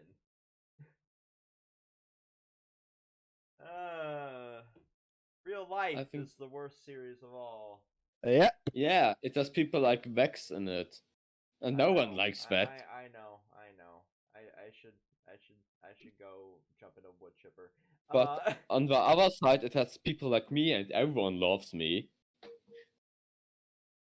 And then silence. I want to beat you with the Eliminator. I am the embodiment of narcissism. When do you learn it? Yeah, so Elon Musk is nothing against me in that aspect. I mean, for only $8 a month, you can have a badge next to your name. Which I am not falling down that rabbit hole. I've already had it with the YouTube handles. I don't want it with another one. Vex, we are both doing that, alright? I am. I'm paying for it for the channel's account. I'm paying it for my private account just to piss off people. But yeah, I guess I'm a narcissistic prick. I can't deny that. Yeah. I can see you check right beside my name. 7 of those emails, Luke. 7 of those emails about the fucking YouTube handles. I was just like, you know what? I'm just getting it out of the way so that they don't bother me anymore. I've had one for all of the fucking Kontrolled Khaos accounts. In every fucking Gmail I've ever uploaded a concert clip to. It is the most ridiculous thing they've done. This fucking account that has one private video on it does not need to choose a fucking YouTube handle, okay? Yeah, if there was only a way we could be like, I don't want a YouTube handle. No, they just defaulted to whatever your URL is, which is usually whatever your fucking Gmail is. Or whatever you selected when you opened a fucking YouTube account. But it's still fucking stupid. I simp more for Team Red than Team Purple anymore. Because Team Purple was making all of the dumb decisions. But that's one thing I wish Team Red would just not have ever created. I don't even know what Team Purple and Team Red is. YouTube versus Twitch. Right. Shit. I guess make my own platform. I guess to go back on topic quickly, the last thing that I really had down that should be noticeable from my list is Full Metal Alchemist for the meme guy. Shao Tucker? Yep. I would have thought it would say Full Metal Alchemist for a Visionist anime series. It has a fucking dark and bleak ending. Yeah. But I don't think anything... Yeah, but still, I don't think anything can top Shao Tucker. I have a fucking Nina Tucker. No, I really think the original Full Metal Alchemist ending is darker than the Shao Tucker scene. Wasn't it? It's been like 15 years since I watched the original Full Metal Alchemist. I have no fucking desire, but wasn't it like strongly hinted that they kind of joined the Nazis? Pretty much. It ended with Edward sacrificing himself so that his brother comes back to life, but his brother comes back to life as an 8-year-old when he lost his body and lost all the memories he made till when he was the armor. And Edward and his father got into Germany. Oh, world Germany. Yeah, it turns out, like in the original series, what's on the other side of the gate is our world. I mean, it's hell, just like Vishuv always said. Well, Fuck Vishuv. yeah, I still like Shaw Tucker bit for the meme. Yeah, I have the meme sweater where it's like Nina and the dog fucking doing Yeah. the fusion dance. And you want to know what's funny? That's in several years' time. That's gonna be Momo Yosakura with his wife's heart. I've got a heart in a jar. I've got a heart in a jar. Yeah, I was just like, I really want somebody when that inevitably gets an anime to make like the Jar of Dirt song, but like yeah, heart in a jar. but when I saw, I think Momo Yosakura from Mission Yosakura is probably the darkest thing at the moment. Oh, yeah. Quite literally, but also as well the fact that I've been saying in my reviews, he's reached meme level at this point because because of the scene where he's like, "Let's all be free," and you just have people superimposing Eren Yeager instead on him. But when we are talking about Dark Series, I have to name it. I know Vex will be really disappointed in me, but I have to name Fate Grand Order. Demonic Front of Babylon. How do I have kick you to from name the call? kind of like this. Look, just like.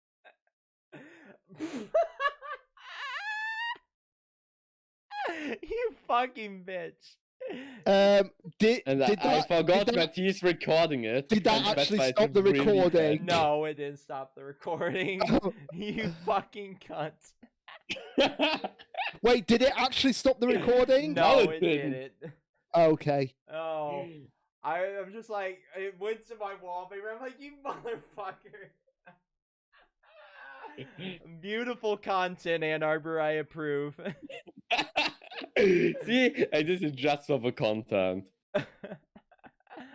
No, I'm like, yeah, I see. I understand why it's on there. I understand why it's on there, but god fucking damn it. You're gonna hate me for my next one too. Vex, my mouse is above the disconnect button. But yeah, what was your series, Ann Arbor? Fate Grand Order. Demonic Front of Babylon. I have no idea what that is. It's Fate Grand Order, so it's better that you don't know. Okay. Yeah, it's better if you don't know because then you will get sucked into gacha hell. You will end up like me in Sangetsu. Okay, fair enough. I quit Fate in like season 2, like of the fucking Fate Grand Order shit. I'm so goddamn glad I am because if I looked at your Google Play receipts, you or Zangetsu, I would probably commit Harakiri. I only paid 20 euros for an almost 1 year account. 20 euros. It's nothing. Sangetsu, I don't want to see. I've talked with him. He's paying a lot.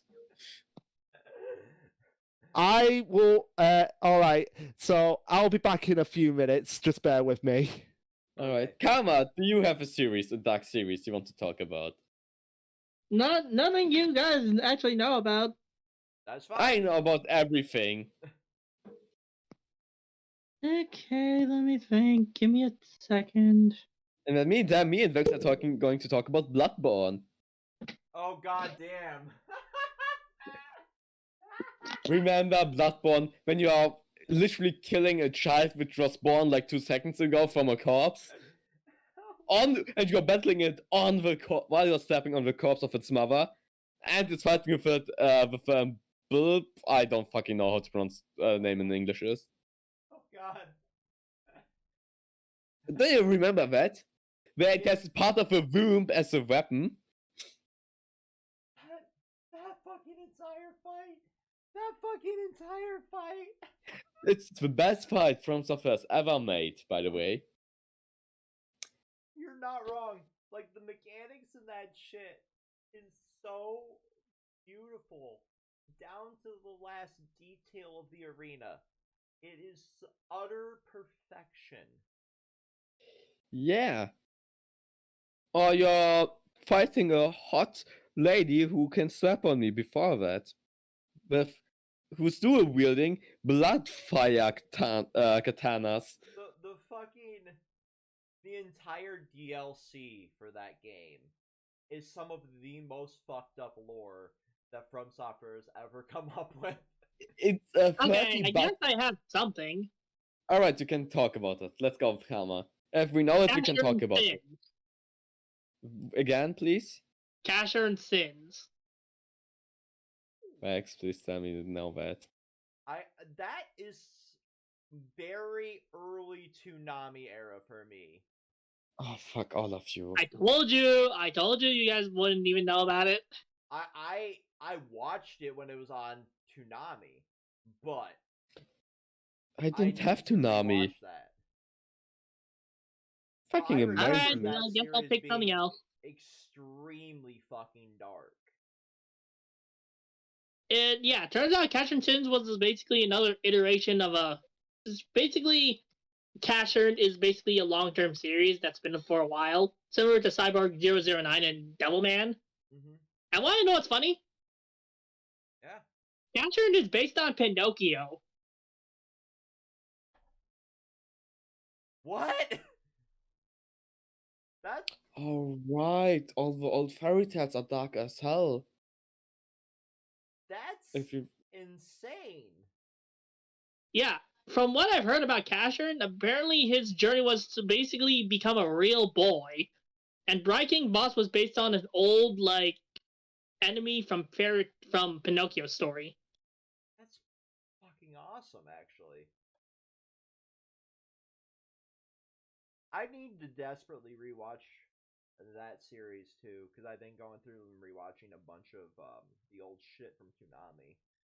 I just finished Outlaw Star again, which is a great series, and Big O.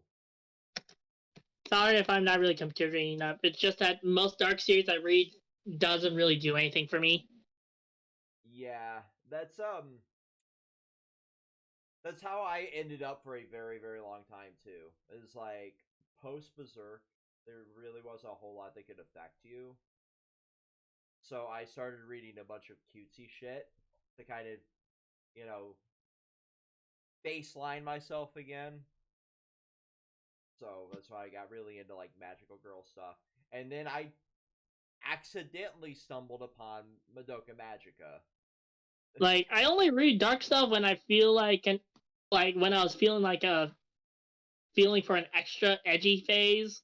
But even when I did it, I guess I was very numb to it, especially since I watched a lot of effed up cartoons when I was a kid. Oh yeah. Billy and Mandy. Yeah. Billy and Mandy was such a great show.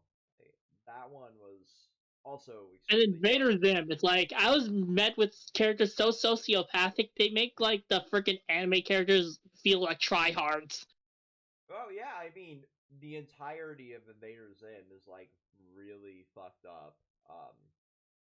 Yeah, one episode, Zim literally replaced somebody's eyes, and it was seen there. So Ann Arbor, should we just get it out of the way real quick? Sure. Kingdom Hearts. It's not... The first game is dark, and 300... the Roxas game is dark. Everything else is just piece of garbage. Dark Road. Honestly, I don't really think Kingdom Hearts is that dark. Because I also don't think so. Interesting enough, it's very positive despite all the grim shit happening. Most of it is, but I just watched the lore videos for the mobile game. Oh, the mobile game is dark as hell. It's by far the darkest Kingdom Hearts story there is.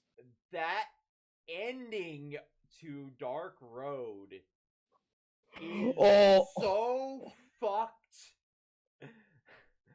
I love that ending. Dark Road has such a great story. And I wish more Kingdom Hearts game would be as dark as that. I want answers for that to be brought into the fucking main game. Do you just the scene with Sab, where you know who reveals himself with his as if? Oh, that was awesome to that fucking antagonist, this piece of shit. I'm trying to skate around spoilers for people who don't want to be spoiled around the end of Dark Road. Because I know it's not out in every region as of recording this. I think it is.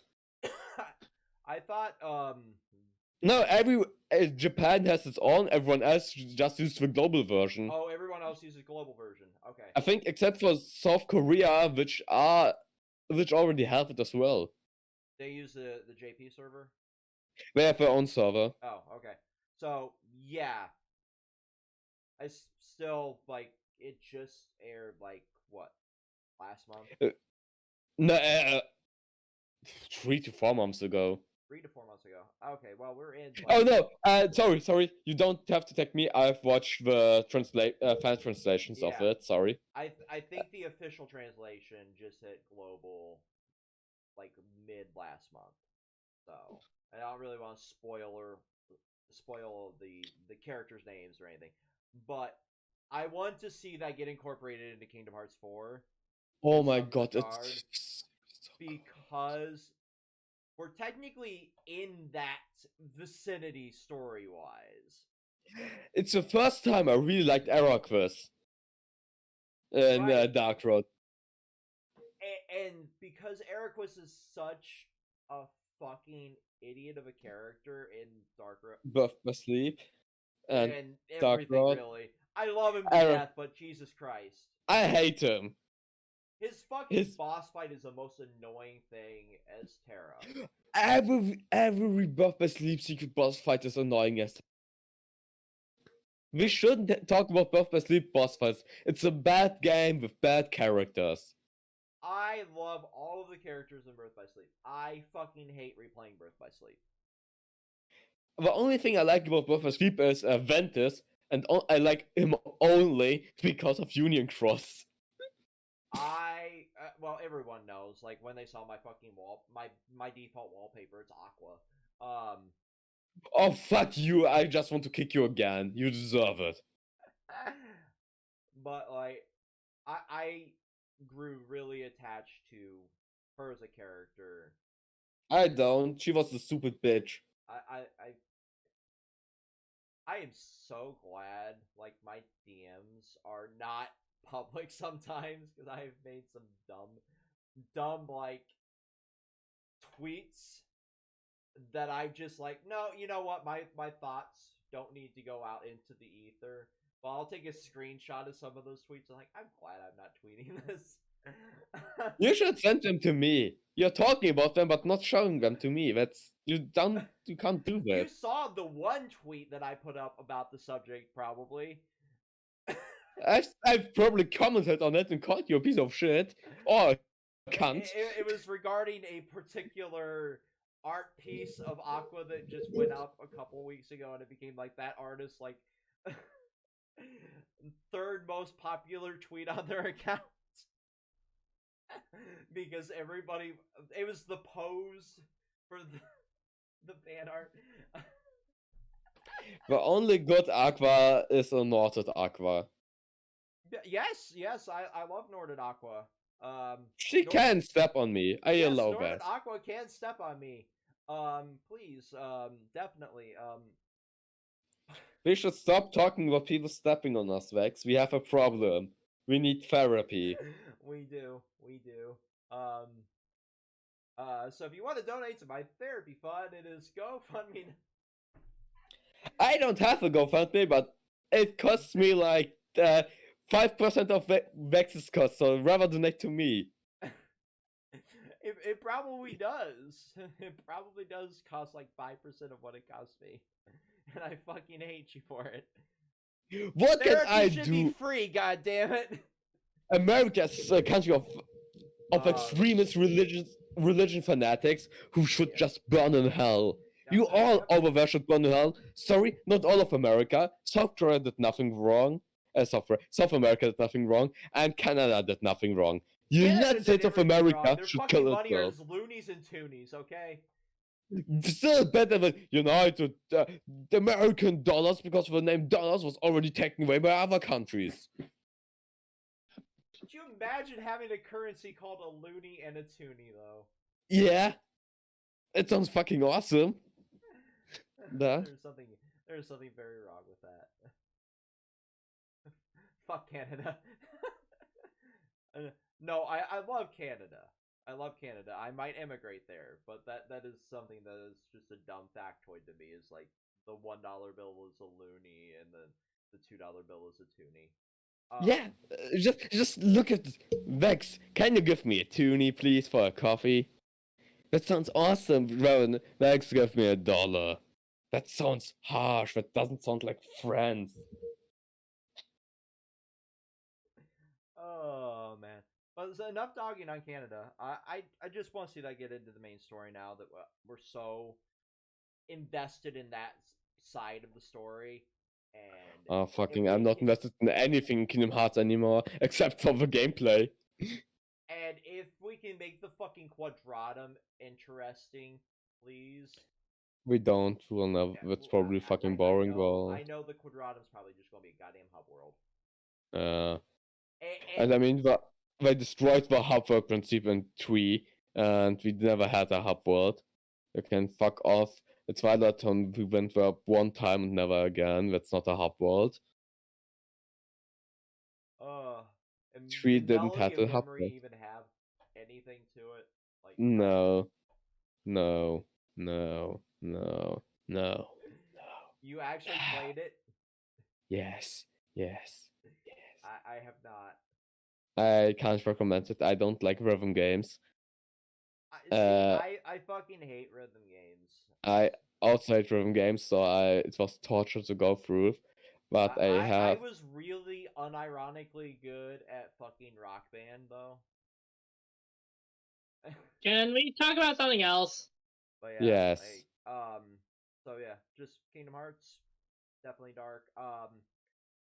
And whatever one of you guys wants to add one more to this, we're hitting the 2-hour and 15-minute mark on this one.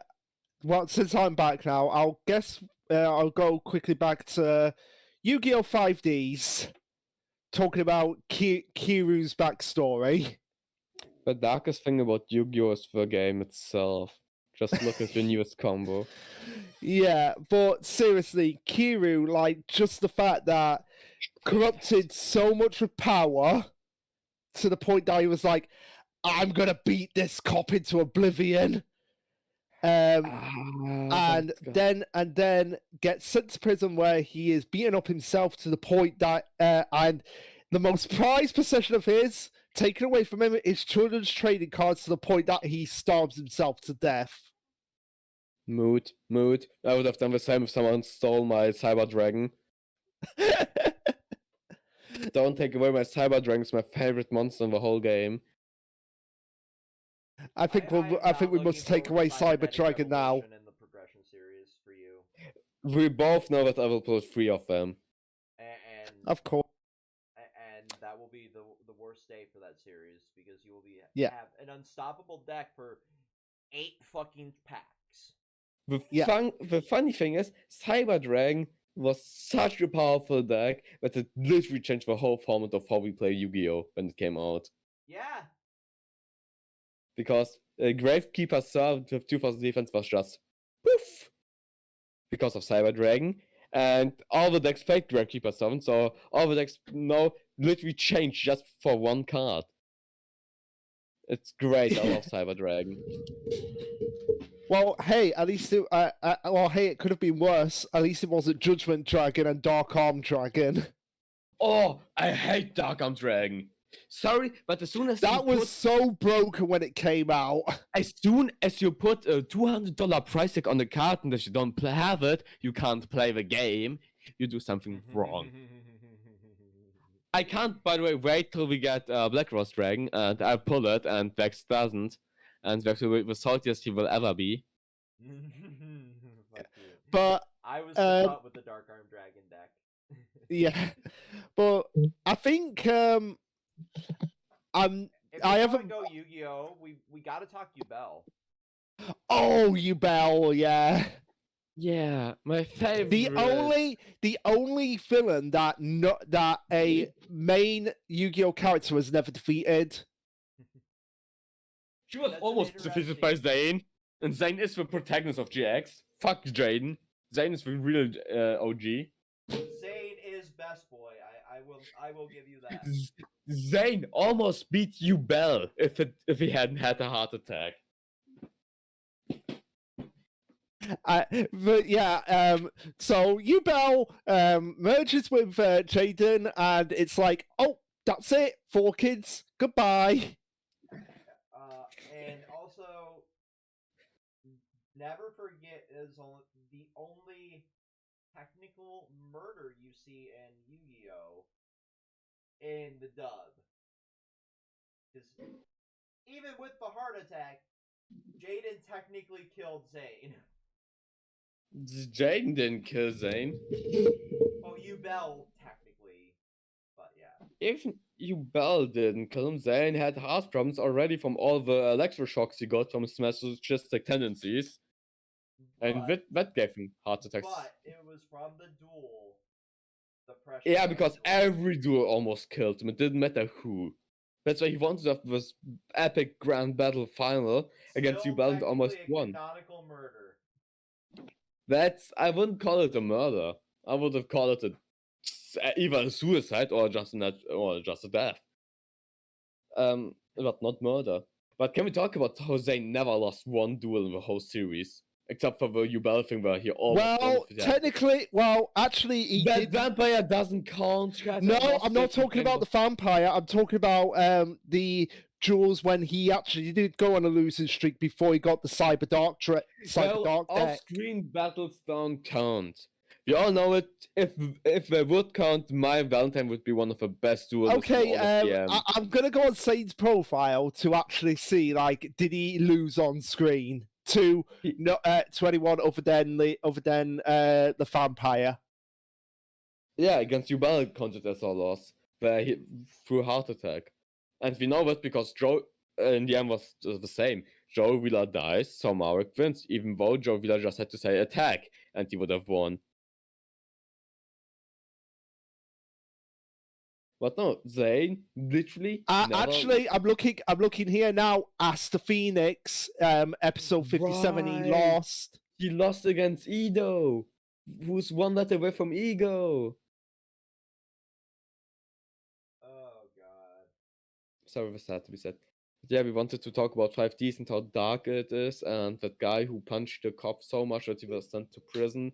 When he lost his children cards game, his own heart, or like we learned from Raphael, his family, and when he died, and when he became the undead dude who controlled the fucking god of destruction, who's the only one of the only characters who's come close to killing the main character. True. Because if it wasn't for Yusei's motorcycle giving out, he would have lost that duel. He was gonna lose that duel. Well, yeah, what did we learn? What? All this madness just because of a game of cards? Yes, all this madness just for the game of cards. And the children's card game pretty much caused the end of the world as well at the end of 5Ds. But what do we learn? Your waifu, in Yusei's case, his motorcycle is his waifu. Your waifu will always protect you. Yes. The motorcycles will always protect them. We need them. Which say that to any climate activist now, they'll probably want to throw a pie in your face. Oof. I like pie. I want pie in my face.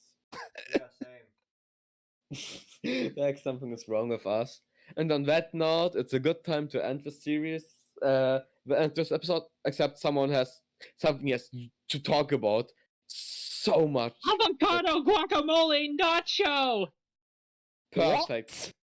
So with those final words, we will end this episode. Thank you all for watching or hearing. And I wish everyone a nice day. And the darkest enemy is still the Gacha and Fate Grand Order. Bye. Bye. Okay. Peace.